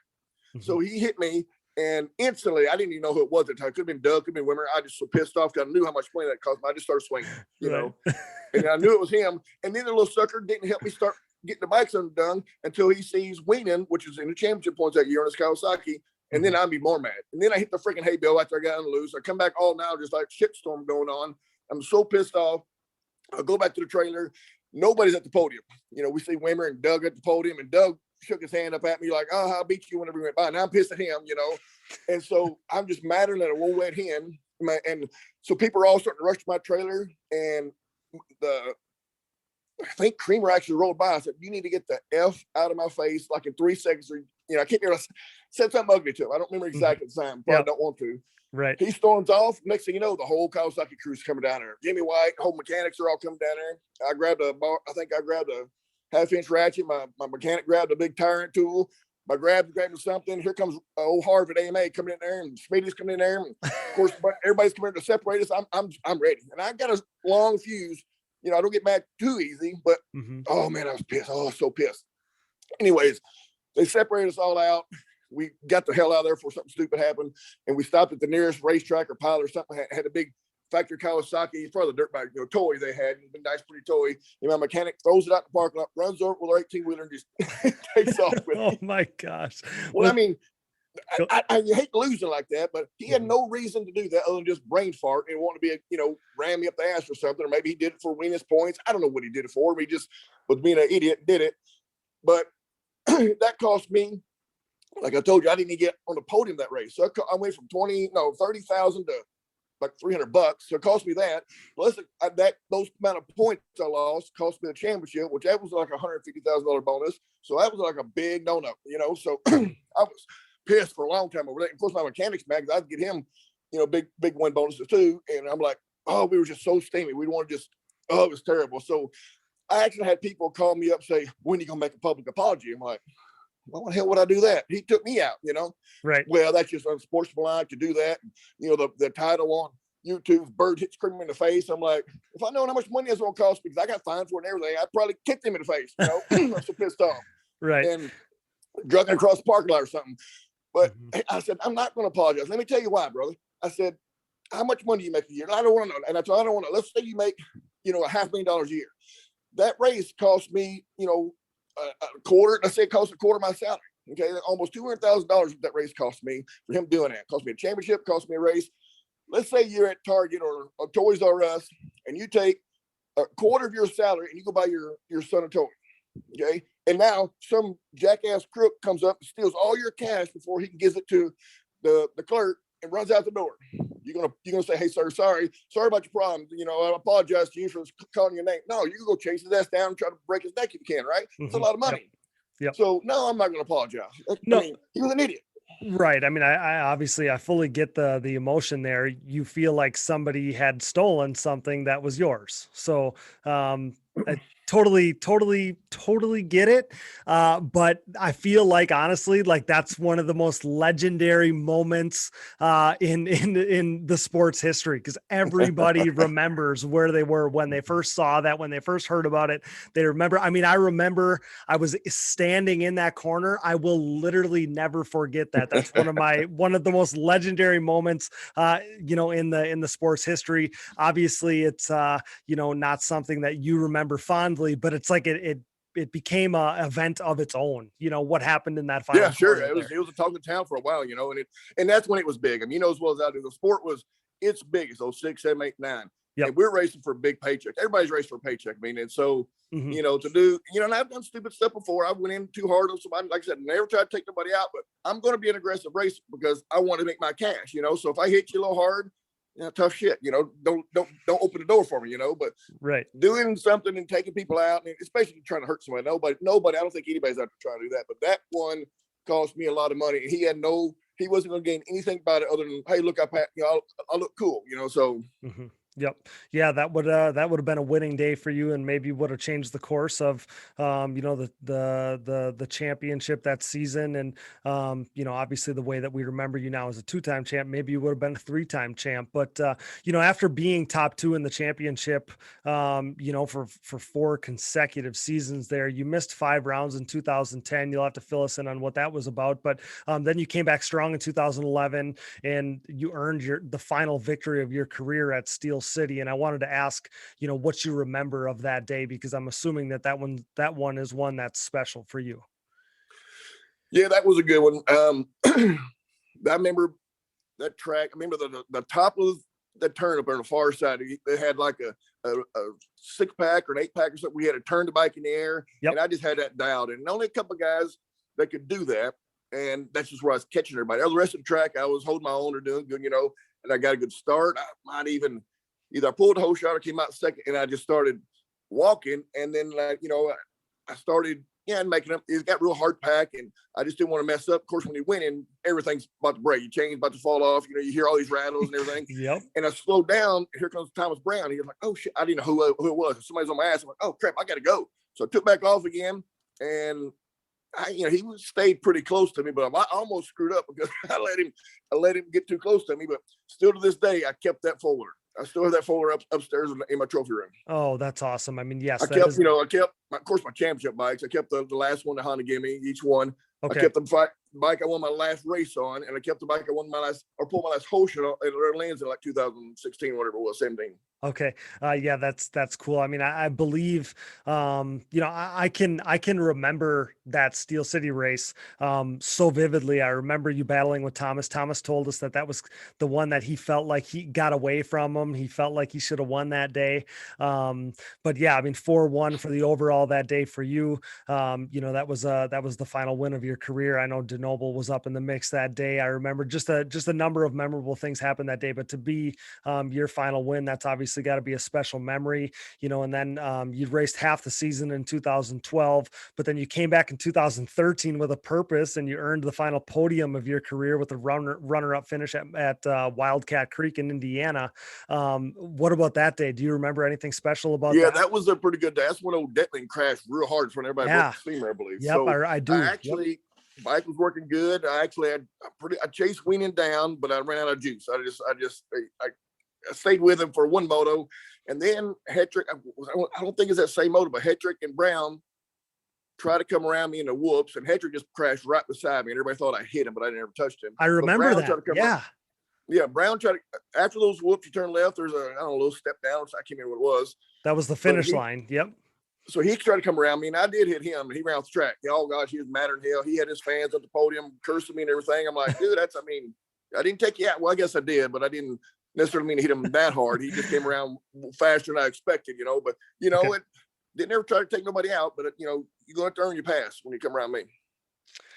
Yeah, of course. Again, I remember that day vividly. I remember some of those passes and the non passes that you were able to hold off there. What do was it just everything click that day? I mean, why was that the day that you were able to podium and the rest of the races weren't maybe up to that standard for you at that time in your career? Was it just everything aligned that day? It was perfect or well, I'll tell you what it was. I know exactly what it was. So you had a couple bad years there in between. I think we're just 12, 11, 13. I can't remember. Those years we lost all of our factory Honda stuff, all of our factory shocks. I had these special one-off shocks that Axles will make me these huge pistons. And, like I told you, I'm a big guy, so I needed a really nice shock. A production shock just wouldn't work. And so they couldn't do anything else for me. Penske pulled the plug on that. So I had to go to, without naming names, some other sponsors and say, hey, can you do something? Well, there's nobody that has the specs. Ween is the closest one. He's had the Fox shocks forever. So he still has his factory stuff, right? Mm-hmm. So nobody from 2011 or 12 had anything good for shocks goes, and nobody had a 6'5", 230-pound setting for a fast race. I'm as fast as anybody out there was, and this setting was most of the settings are 145 to 185. That's where all the riders are, right? 5'9", 5'10". Yep. So now I'm trying to reinvent the wheel with production shots, and we just struggled. And what I told Mallard, I said, I ain't struggling anymore. I'm either going to, I'm retiring, or I'm going to try to get the guys back. So the guy that used to do the building my shocks at Axis, Andy Lambert, I called him up because, hey, you got to, what's it going to take? Because he was still doing shocks for himself. So he met me in Florida. We got the shocks working better. We go to the next race, and we was competitive again. Okay. It was all shocks. Again, it makes sense. I mean, you're a different racer. You're cut different than most of the guys, especially the guys that are going, at the speed that you're going. So that makes total sense. That was just my question. When you look at the results, I mean, there were certain days where you were just on later in your career where you weren't, the results maybe weren't there as consistently. But there was you still could go the speed to be right at the front of the pack. So 2014 was a down year. 2015, you come out swinging though. And you finished fourth at the first ever Daytona Supercross. Joe Byrd was back. Tell me about that day. That had to be pretty special, and it had to be cool for you. I mean, the Daytona event was a big deal. It had to be cool for you to not only be a part of it, still be in the sport at that time, but also to put on a pretty good show. That had to be a special memory as well. Yeah, it was good. Like I said, I was getting up in later towards my career. I was planning on retiring. I believe it was that year or 16. Okay. And I wanted to go to Daytona, and I wanted to decide, each year at that point, all the sponsors were gone. I had, of course I had sponsors getting some free stuff, but you're talking about making the kind of money, almost 7 figures I was making to making nothing. Mm-hmm. And I'm like, how much longer am I going to do this? I did it for those few years just for love of sport. Now, one of those years I got Epstein-Barr. I had it for 2 years. I mean, had no energy, for Shirley. I've tried to talk to him about it, but you're done. You have no energy to train. Mm-hmm. And then I'm getting older. I just started getting my 40s. Had to figure out the Epstein-Barr thing, how to start training again. So now you see me back at Daytona, and I'm like, I'm ready. I went to my house in Florida. We started training our ass off. I had my same good shocks, and I didn't have a mechanic, but I had a buddy of mine come with me. And that's where that year was kind of shitting because I'm working my own bike again. I'm doing all that. And I'm like, this sucks. The harder I ride it at home, the more I work on it, So, but Daytona, it was a technical track. And when you get a technical track, I usually always would shine. And there was a couple different sections of like me, I think Hetrick and Weenan, and I'm sure Brown was there too, but I was shining. I was like, I got this. And I even got second right behind Hetrick in the heat race. And then in the main, I just think I just got a bad start and worked the force or something. But we all just stayed where we was at. It's such a short track, and top guys were doing everything. So, but still me being, 45 years old, running with these 25 years old. That was like a win for me, Absolutely. No sponsors and no mechanic. And I'm like doing all this on myself. And mm-hmm. I think we actually had somebody drive my folder down, I just had so it was fun. I was having fun again. I wouldn't make any money, but I was having fun again. Yeah, I remember all of that because I remember, you having a bike with basically no graphics on it. You're just there to race, have a good time. I also remember it because in the heat race that you just referenced, where it was Joel won, you got second, I got third. So I remember like it's still to this day. I mean, that's awesome. That's a screenshot that is special to me because you're two of the greatest riders ever to finish even in the vicinity of you guys is pretty special. But then you raced sparingly in 2016, 2017. I think, kind of leading into some of those years, it seemed like you were maybe this was gonna be your kind of your fan appreciation kind of retirement tour, and then you'd come back. But I have to believe, man, after 25 years of professional ATV racing, you just talked about doing it for the love of the sport, which is awesome because I feel like so many people, when they walk away, they're just done with it. You still loved it. I have to feel like you wrung yourself dry though. Like you gave everything to the sport that you had to give. Am I right? Well, literally, because 2016, I broke my neck three spots, and had to have 2 neck surgeries. They had to redo the nerves and the disc and all this stuff. And we were at one of the races, a couple races in. I'm like, man, this is terrible. I had so much excruciating pain in my neck that we immediately flew right down to Florida. Me and the wife flew in my plane down to this, only like 3 specialists in the country. I want to have the best guy work on my neck. We went down there, had the surgery. He said, "Oh, you'll be here one night. You should be able to go home the next day." I'm like, okay. Well, I actually died on the table. Nobody knows that. They lost me. I was in surgery for like 7-8 hours. I had to stop. It was like three vertebrae that were messed up, and all those nerves and disc and everything messed up, but they couldn't even get but 2 up because they were so bad. Okay. And so a month later, I had to go back down there, and they were expecting it this time. I had to stay almost a week that time, but they got me all fixed up. So 16 was a wash with my messed up neck. And it just happened over the years. I didn't, I had a couple of hard landings, and it just triggered, the 33 years of racing. So sure. And that's where 16 happened. In 17, I got the flu real bad for the beginning of the season. And I was in my bed shaking, just shaking real bad. They rushed me to the emergency room. And when they put the IV in me, I can't remember what happened because it was a big ordeal. They stuck me twice, and they went from one arm to the other arm, and they didn't change the needle out. And so I got a huge blood infection, and my arm swelled up twice the size. I'm like, I got so sick for like a month. And so that was pretty much took care of all of 17. I think I hit the first couple rounds, maybe Daytona or something. Mm-hmm. And then that happened, and I got so sick. So then I told Matt, I said, "Are we done? Is somebody trying to tell us something?" I said, "Let me, one more time, I'm going to try for 18. And I trained my butt off. I mentioned that, or I trained my butt off in Florida down there. I was ready. I was 7 years old, whatever, 6 years old, whatever it was. And 4 days before, I was riding with me. We were right there. We're having a good time. Stretch, Parker was working. Him and Walsh came to ride with us. And we're just, I hope he's listening. We made him look like a little kid out there riding. We just smoked his ass every lap, So we was beating him, but we wasn't smoking his butt. But he came around. I went inside before tabletop. He still tried to do the tabletop, and I'm like, so I hit the brakes. He hit the brakes. He lands on my right knee, messed my ACL, MCL up, fall off the bike. I can't walk. 4 days before Daytona, this happens. I looked at my wife. I said, "You know what? I'm done now." After 16, 17, now 18, and in 15, I had lost all the sponsors. I'm like, God's trying to tell me something. So right, I'm still walking. I'm still healthy. I've been successful, made good money. Everything was great. Had a great career. I got nothing else to prove. And that I was wanting to do it, the year before. They would give me the parade lap and everything at the Nationals. And that didn't last because of the infection. And I wanted to do it. 18, I actually told her, said, if I win Daytona, because I felt like I was going to podium for sure. But if I do win, I'm retiring right there on the podium.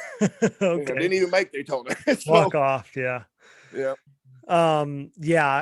Obviously, it feels like, the writing was on the wall there at some point. Yeah, you're right. You have to listen to God. You have to listen to the universe. You have to listen to whoever's telling you, hey, it's time to walk away. Especially like you said, you had your health. I mean, you had been, thrown through the fire, with all these injuries and the stuff that you had to go through, but, it obviously could have been worse. I mean, like you said, you were walking, you had a lot of blessings too, literally in an amazing career. There's very few, very, very, very few. You could probably count on one hand of guys who had a better career than you, if anybody.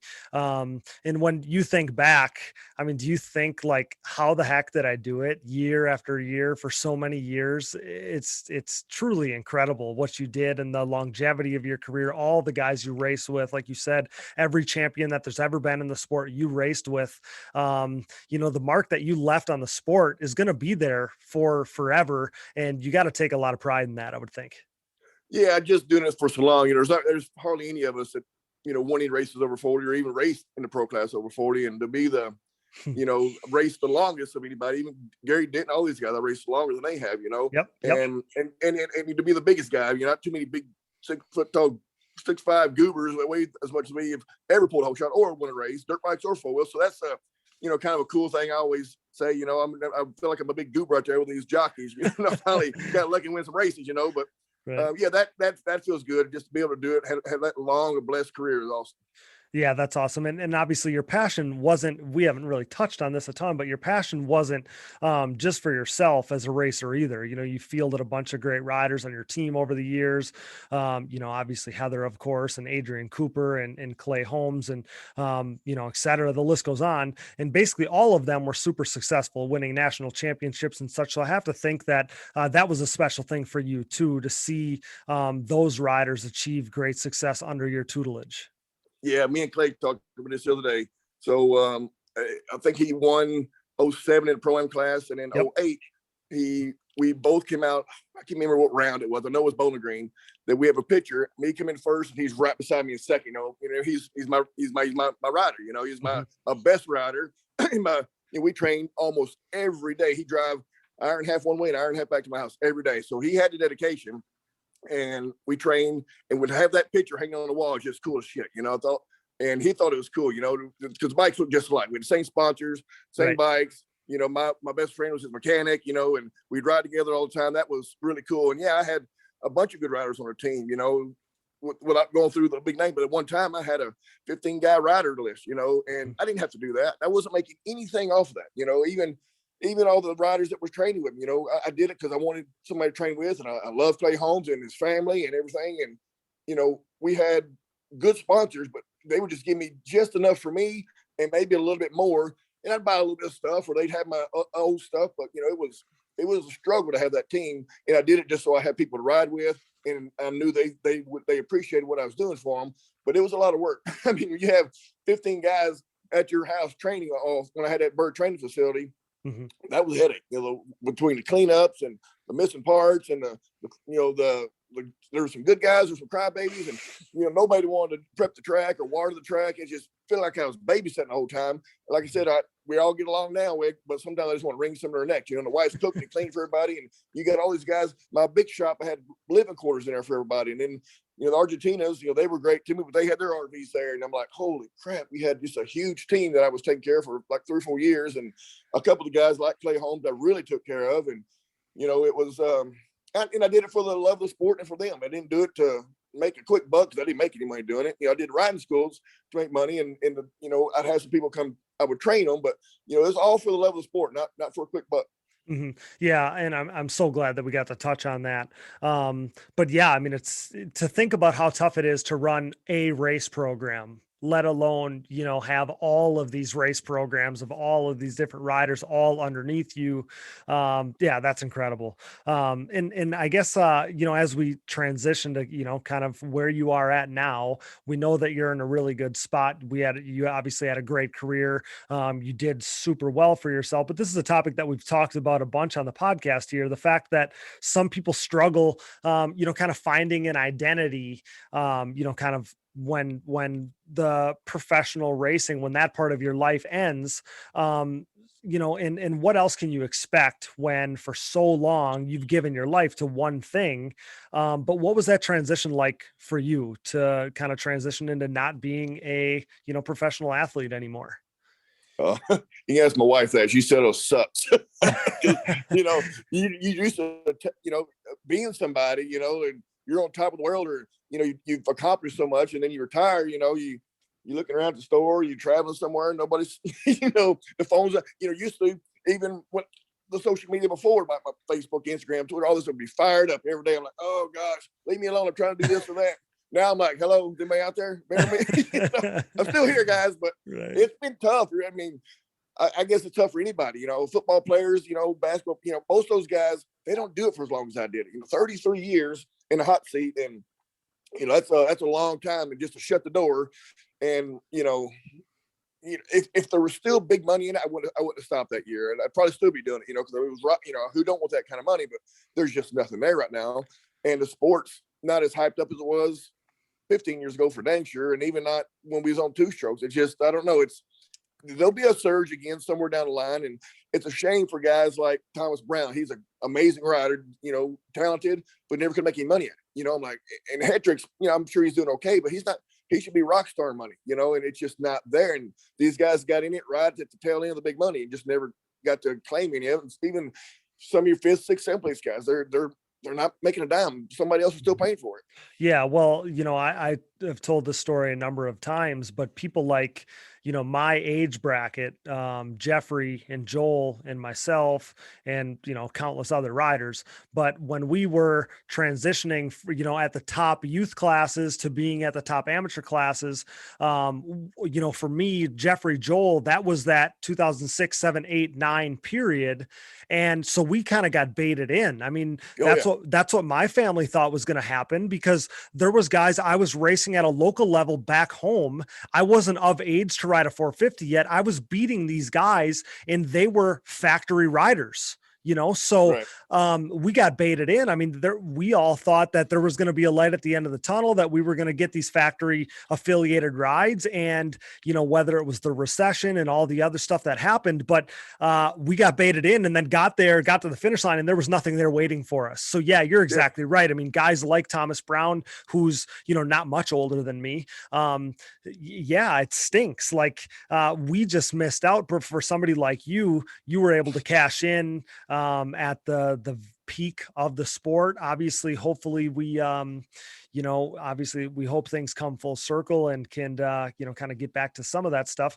But in the meantime, you know, stuff like Digging Deep, stuff like we're doing here, hopefully we can bring a little more buzz to the sport than there would be without us. But yeah, that's a huge topic to touch on. But as we wrap this thing up, Joe, I can't thank you enough for doing this, by the way. This has been awesome. Do you have any favorite racing memory? If I was to, you know, we've recounted a million things here tonight. If you have one thing, do you have anything that stands out at the very top of the list? Well, there's stuff that stands out that I really screwed up on. There's stuff that stands out, like my first pro win. There's nothing better than that. Mm-hmm. You know, when you're, gosh, I was 20 years or so before I even, you know, won that championship. Of course, some guys do it a lot faster. Rodney Gentry did it in like 2 or 3 years when he was 18, 19, the youngest pro ever. But I just I had to work hard. You know, we didn't have the talent, the backing, the sponsors. And it took me a long time, and injuries fell apart. But you had to win that first championship and that race at Bowling Green, because Honda told me everybody was there. You know, all the big guys there, all the factory teams are there. And Honda looked at me and told me, they called me up on the phone. They called all the other pro riders, or, you know, the Honda riders up. They said, you know, Joe, all you got to do is stay somewhere near Doug Gus. Don't worry about winning the race. Unless he's in first, you get second. If he's in fifth, you get sixth. Don't worry about it. We want you to bring home this trophy. And that was interesting to have those team owners, so to speak, to, you know, to listen to do that. You know, I know they talked to Upperman and Goodman, and they said, not race, you know, but if Joe's behind you and he needs to get by, just don't make it hard for him. They didn't say pull over, just don't make it hard for him. Yeah. And they did.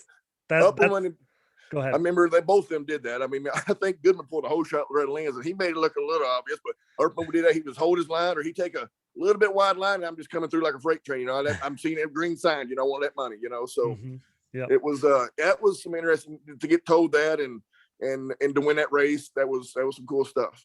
Yeah, that's special. That's unlike anything you would have ever experienced up till that point, especially now the factors are involved. You're in this title chase. So yeah, that is a awesome story to hear. Well, you got to remember, I was probably doing it, 17, 18 years before any big money came. You know, we'd make some money here and there, but the real money came. And then I was was in my 30s, before Mm-hmm. I started making big money. So the guys that are, maybe quitting a little early, I know everybody's got to make money. I get all that, but, if you can go make money and be safe, do it. But, it took me a long time before the big money came. Yeah, well, thankfully you saw it through. I mean, this is a conversation we had with Doug too, and Doug told us that that man, he just about walked away, and thankfully he didn't, because he was able to,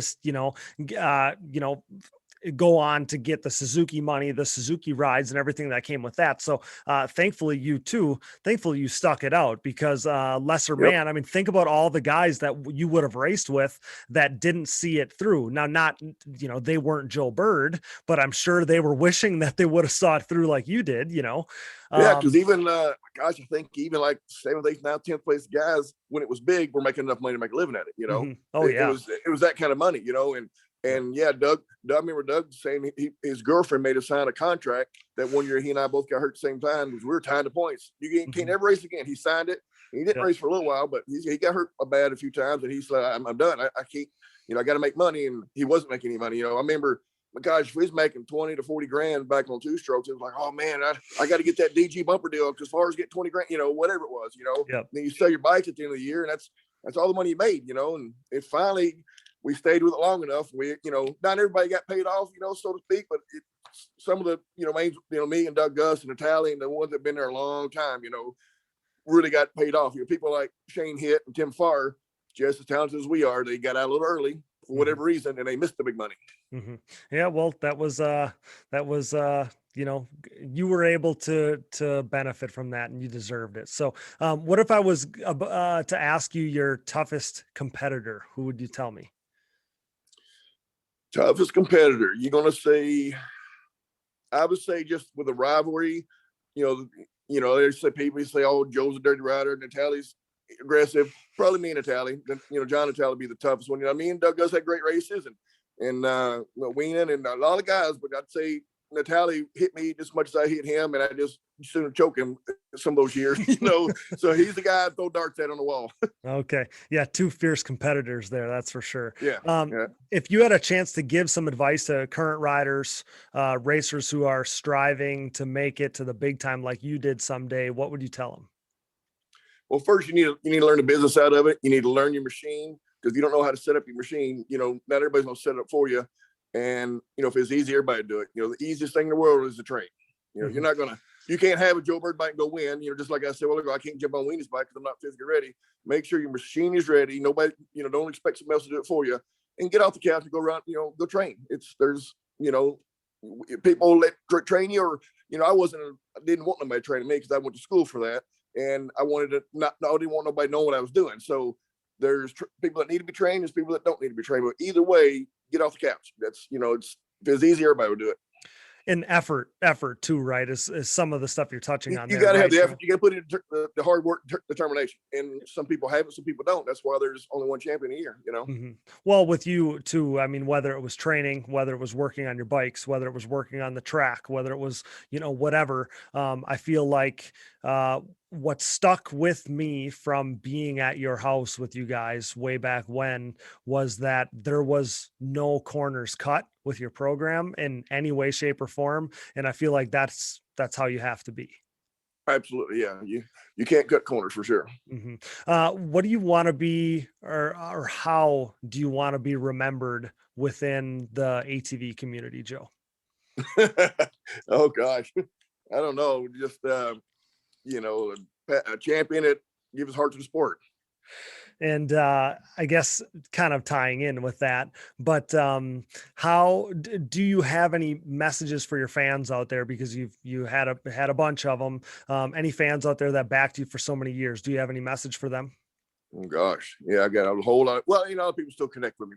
Hey, I'm still here, still stay connected with me, and I've became friends with a lot of them, and I like to keep those friendships going. Mm-hmm. That's awesome. Yeah. It's cool when it gets to the point where you're at now, where you're accessible, or a person like me can send you a message and, you're going to get an answer back. So that's the Byrdman himself saying that don't be a stranger. You can reach out to him. And yeah, I like that. Awesome, Joe. Well, I can't thank you enough for taking the time to sit down with me here. Like I said, when we started, you were a hero of mine. So to have this conversation with you was really special to me. Later in your career, I got to line up in the pro class with you and dice it up a little bit. And honestly, every time I looked at the Byrd number 7 on the track, I felt like I should pinch myself, because a decade prior, I was down at the house with you. And man, to me, you were Elvis, you were Tiger Woods, you were Michael Jordan. That's what you were to me. That's how I viewed you. So from a little boy looking up to you, to sharing the track with you, to being, here with you, having you join me on the podcast, man, I can't thank you enough, buddy. It's truly an honor. Well, you know what? Like I said, you need to tell my wife all this. Yeah, that's awesome to hear you say that. And you know what's cool is a lot of the guys that I did teach, over the years, there's dozens of them that actually came in a pro class and raced with me. That was cool to see. That I had a little bit of something to give these guys where they could get to they probably would have got there. You would have got there without me, but hopefully I helped speed that process up and hopefully you learn something. And that's why I do the schools, to make it just a easier transition for you to get in that pro class and learn something, and how to set up your machine and not buy the wrong product. And it's just an easier transition for everybody. And I really enjoy doing that. Enjoyed seeing you out there battling with me, and we had a big time. I'd still be doing it today if I could. Mm-hmm. Yeah, those are from being at your house on the track and everywhere in between. Those are memories I'll never forget. That's for sure. So, Joe, we're going to get you out of here on that note. I just want to thank you again. Thank you for being so gracious with your time. I know so many people were looking forward to this one, and I think they're definitely going to enjoy it. So, buddy, thanks again. Stay safe, stay healthy, and let me know when you want to talk some more ATV racing so we can get you back on, because you're always welcome here. Well, keep up the good work, man. With this, like I said, this is going to create a buzz, and you're doing a great job. And it's real professional. You did, and I was proud of you for doing a good job tonight. So I appreciate the call. You're the man. That's 2-time champ, ATV racing legend, Joe Byrd, brought to you by Yamaha. Check out Yamaha's full off-road lineup at YamahaOutdoors.com.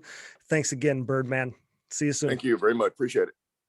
Byrdman. All right, guys, we have a little bonus coverage for you here, brought to you by DP Brakes, the world leader in sintered brake technology. Join the best ATV racers in the world on DP Brakes by going to www.dp-brakes.com today. Say hello to AMA ATV Pro Class National Championship winning mechanic, former wrench for Joe Byrd, Mr. Bill Micke. What's going on, buddy? Stoked to chat with you for a few minutes about your time with the Byrdman. Heck yeah, man. I appreciate you getting this set up. I'm pretty excited about it. Yeah. Always good to talk some ATV motocross and some old memories. So how long did you end up wrenching for Joe? Oh man, it was C07 to 09. And then I guess it was 13, 14, 15, and I think then 17, something like that. Oh, okay. Yeah, I knew that you were obviously full-time kind of stint there at the beginning, and then you were always kind of around when you could be. That's pretty much how it worked out, right? Yeah, for the most part. I went off and dabbled with some other stuff, did some drag racing for a while. Mm-hmm. Kind of did my own thing for a while, and I never really left down here, Joe's area. So it just made sense to, he needed somebody over there, and I love racing. So we just went racing. Yeah. I mean, obviously that was your background, because you had, so I believe it butted right up to each other that you had actually worked for my dad at Jansen Motorsports, and then you went directly to Joe, right? It did. Yeah. I was, working for your dad for, it was 2 years or something anyway. I mean, I was pretty green behind the ears, fresh out of MMI. Yep. And, I was racing myself, and, like you say, with skids, I'd banged my head enough times, and when the opportunity come up with Joe, I was like, man, that doesn't sound like too bad of an idea. So, of course they had, him and Chris had just won a championship. Yep. And so I kind of got thrown right in the middle of, when he was at the top, Yeah. That was coming off of the 2006 season, going into 2007. That's when you kind of came on the program. And how did that opportunity come about? Well, they had, that was before really Facebook and stuff. I heard some rumors that there might be a position open there, and I'd done several schools with Joe. So I thought, let me shoot an email and see what happens. And I mean, within a day he had called and we set it up, and I drove down here. I think I stayed and worked better part of a week, and then got offered the position. Yeah, that's awesome. So was it a a no-brainer type of decision at that point for you? I had to do some thinking about it, but for the most part, no, it was pretty easy. It was hard leaving, the Wisconsin family. But, it worked out that my parents had actually moved to Kentucky, so they were only like an hour away. So I thought, hey, this could be pretty easy, and see them more and everything else. So yeah, it was like fate. It was like the universe was aligning for you to take a position like that. And obviously, huge opportunity for you. And like you said, I just stumbled across the pictures, some of the pictures of you and Joe together, and you look so young. You look so young. And it's crazy. Yeah, you're not wrong, man. I look back on some. I've got some, scrapbooks and stuff, and some of the pictures, and I was like, some of what I see myself wearing, I was like, what were you doing?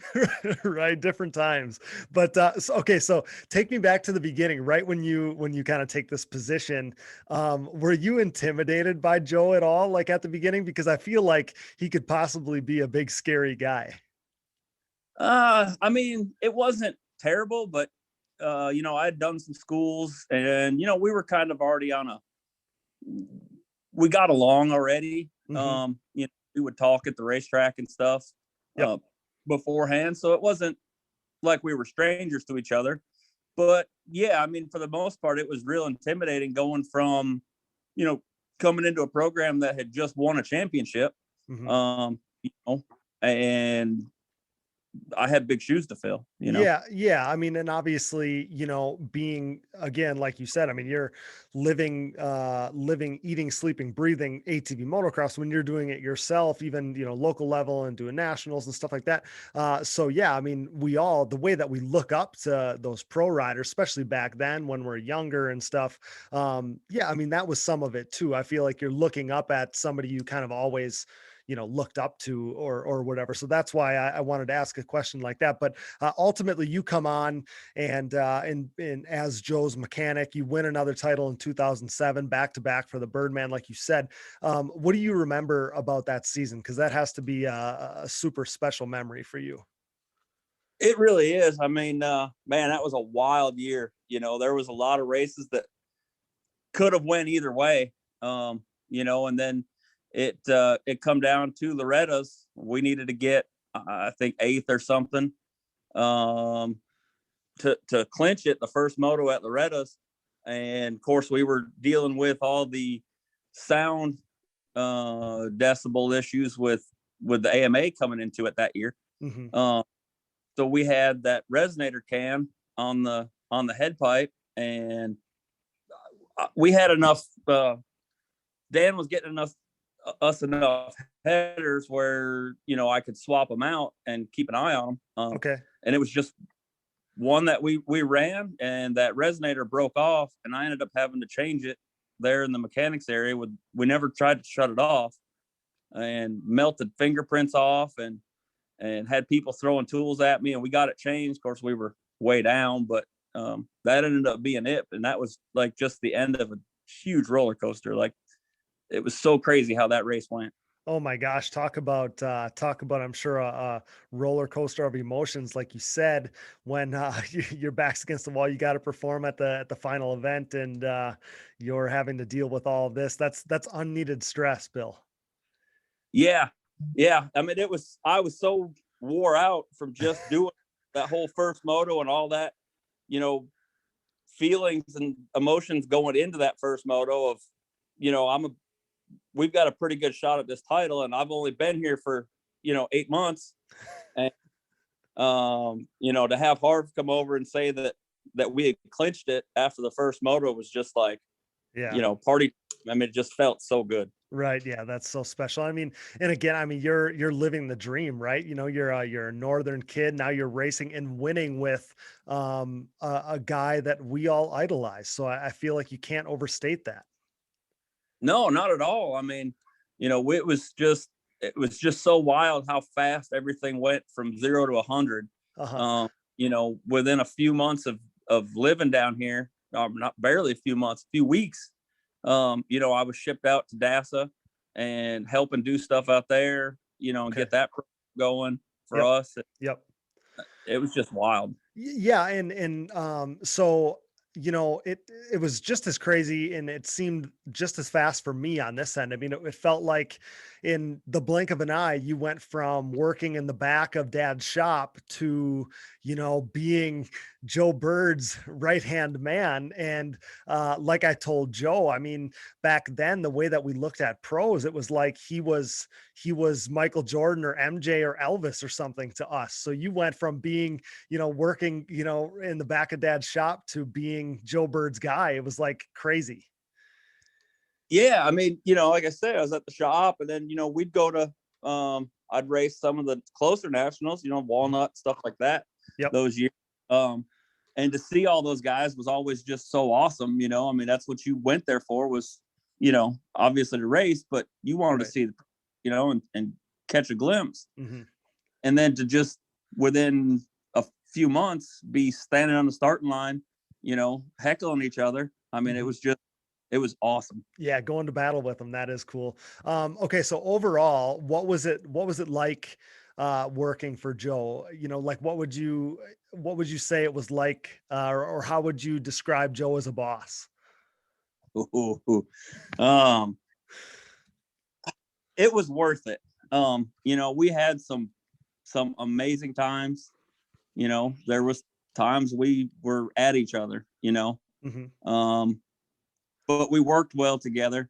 As a boss, I knew what he wanted, and we always worked out our problems. I mean, now with his flying and stuff now, and me farming now he's doing some spray plane stuff and spraying stuff for me. So he's kind of working almost for me at times. Sure. So that's just pretty crazy. Yeah, that's cool. I mean, I feel like it also it speaks towards your relationship when, I mean, on and off, you guys worked together for a decade, basically. So, and now to still be buddies and work together in this way, I feel like that's pretty telling about your relationship and your friendship there. Yeah. I mean, you can't be, like you say, I mean, 7-8 years of sitting in a truck together, Mm-hmm. Yep. standing in the starting line together, and all those emotions of, before a race, after a race, the ride home. I mean, you can't do it that long and not have, something with somebody, I mean, it's just part of it.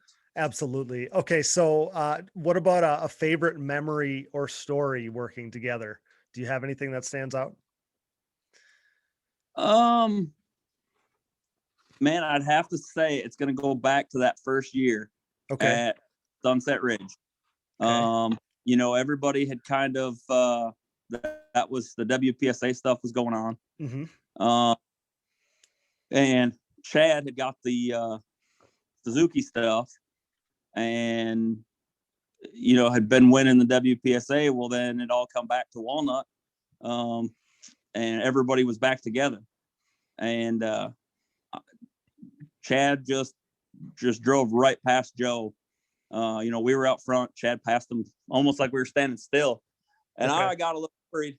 And man, Joe just seen what he needed to see, and that next lap just come right back by and passed Chad through the whoops when Chad was, the whoop master back then.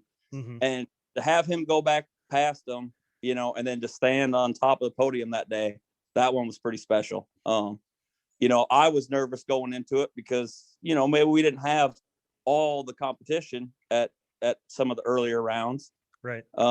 And then once everything kind of got back together and we showed that we weren't there to mess around, that one felt good. Yeah, and as a mechanic, I have to believe when you have a guy like Joe Byrd, who's literally never going to give up, he's going to give you everything you have. As a mechanic, I have to believe that that's a pretty special feeling too.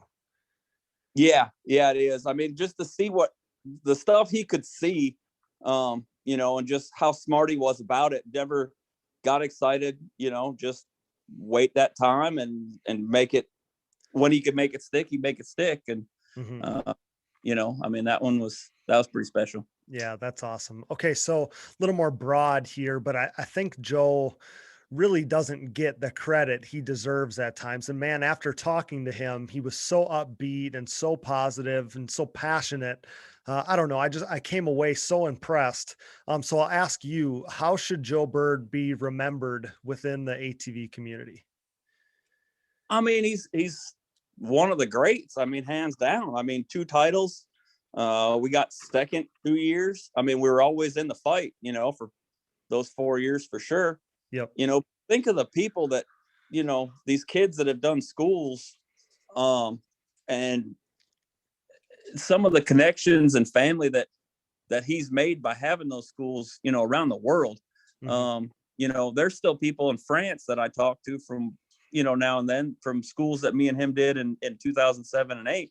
Sure. And I mean, you can't ignore all that. I mean, what he did with the schools early on, I mean, is just phenomenal for the industry and for the sport, Yep. So I came away from the conversation too, feeling like his passion and how much he loved it and how much he just, he didn't want to quit, didn't want to give it up. And then how he still said, basically like if it was up to him, he'd still be doing it. That passion, you love to see that in an athlete. And yes, he's one of the greats. Not only did he do it for literally ever, I mean, 30 years or whatever, but when he was at his best, when he was performing, when he was in the mix, when he was winning, and then, finishing, second in back-to-back years to Dustin Wimmer. So he's top 2 for 4 years. That was the heyday of ATV motocross. That was ATV motocross at its prime, right? So, I mean, absolutely 100%. People have to remember him as one of the greats. Yeah, absolutely. I mean, you had all that factory involvement, all the personnel there, all the eyes watching, from that, 05 to, I guess you call it 2009, 10, everybody was there, and he was at the top. So you can't deny that he isn't one of the best. Yep. Agreed. So he told us about, his bonuses and incentives and everything like that. So let me ask you, Bill, how was your win bonus, incentive? How was that for you? Was he generous in that regard? I mean, you always want more. But I mean, for coming out that first year, I mean, I wasn't 22, I think, when I started down there. Sure. So, some of that's pretty good money, Oh yeah. I mean, I'm sure you always want more, but oh yeah. It was fair enough. I'm asking obviously in good fun. Okay, so we're going to get you out of here on this note, buddy. Tell me one thing that we don't know about Joe Byrd. Give us a look behind the scenes. Dude, he takes baths. Like, homie don't shower. He's got to have that bath. Really? Okay. Yeah, it still creeps me out. Maybe it's the fountain of youth. Yeah, maybe that's what it is. I was never one for a bath, I guess, for as long as I can remember. No, me neither. We went to France and had like a guest house to stay in, and over there they didn't have showers. Okay. And he was just like, "Oh, it's no big deal, just get a bath." And I'm like, "Dude, I don't take baths. Like, I don't want to." And that was a pretty good argument, even all the way home on a plane ride. Oh my gosh. I don't know what I was expecting from that question, but I don't think baths was the answer. Yeah. Oh, that's awesome. Well, buddy, I can't thank you enough for chatting with me for a few minutes here. Still to this day, you're one of my favorite dudes I've ever met through the sport. So had to get you on here to cap off such a great episode. And obviously, let me take this opportunity to be probably the last person to do so. But we need to congratulate you because you'll forever be a national championship winning mechanic. Thanks, brother. I appreciate it. Awesome, pal. Well, thanks again. And hey, if you ever want to come back on and talk some ATV motocross or tell some old stories, you're always welcome here. That's awesome. I'll think about some stuff.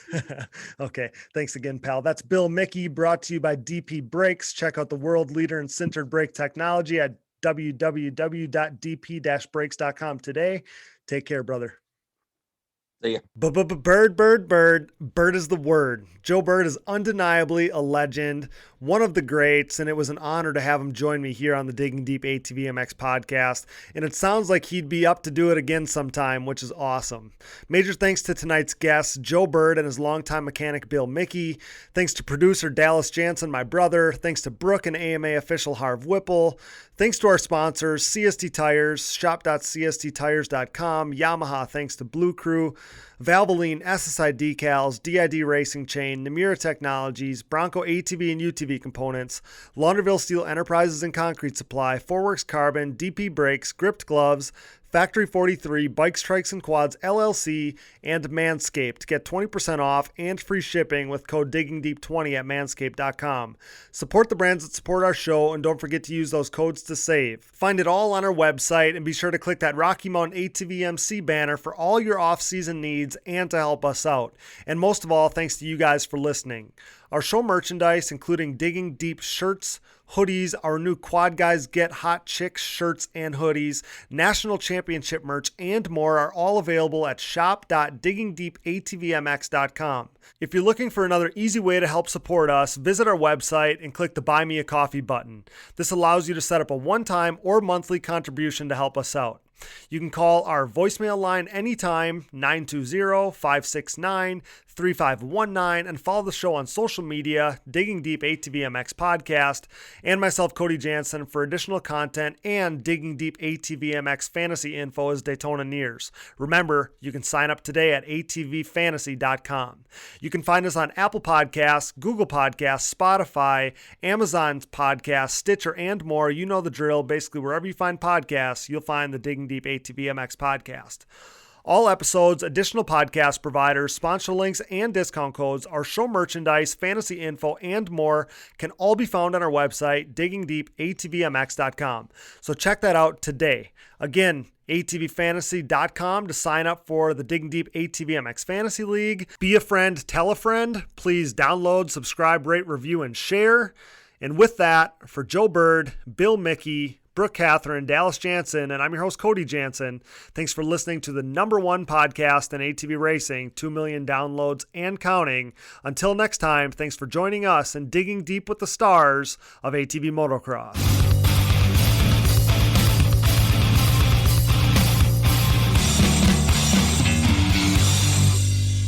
Those guys were hauling ass, for real. I remember watching Doug Gus, I don't know who it was, Steel City, running the same times Friday afternoon as James Stewart was on Sunday back then at Steel City. I would need to check this out. I'm dead serious. It was mental. I've never seen quads go that fast.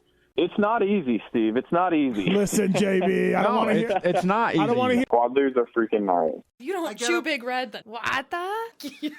Fellas, we're in the thick of winter and a storm's a brewing. Luckily, our partners at Manscaped specialize in products to make sure you're walking around town with beautiful snowballs. Manscaped is here to provide you with the best tools for your grooming experience, offering precision-engineered tools for your family jewels. The Lawnmower 3.0 electric trimmer is the best hygiene tool for the modern man. You know the drill: ceramic blade, advanced skincare technology, waterproof capabilities. It's simply the best, and Manscaped's Performance Package is the best buy of 2021. The Performance Package comes with the new and improved Lawnmower 3.0, Weed Whacker ear and nose hair trimmer, performance boxer briefs, a travel bag, deodorant, and soothing aloe toner. And with our background, you know we might as well use the best tools for the job. Get 20% off plus free shipping with code DiggingDeep20 at manscaped.com. That's 20% off with free shipping at manscaped.com by using code DiggingDeep20.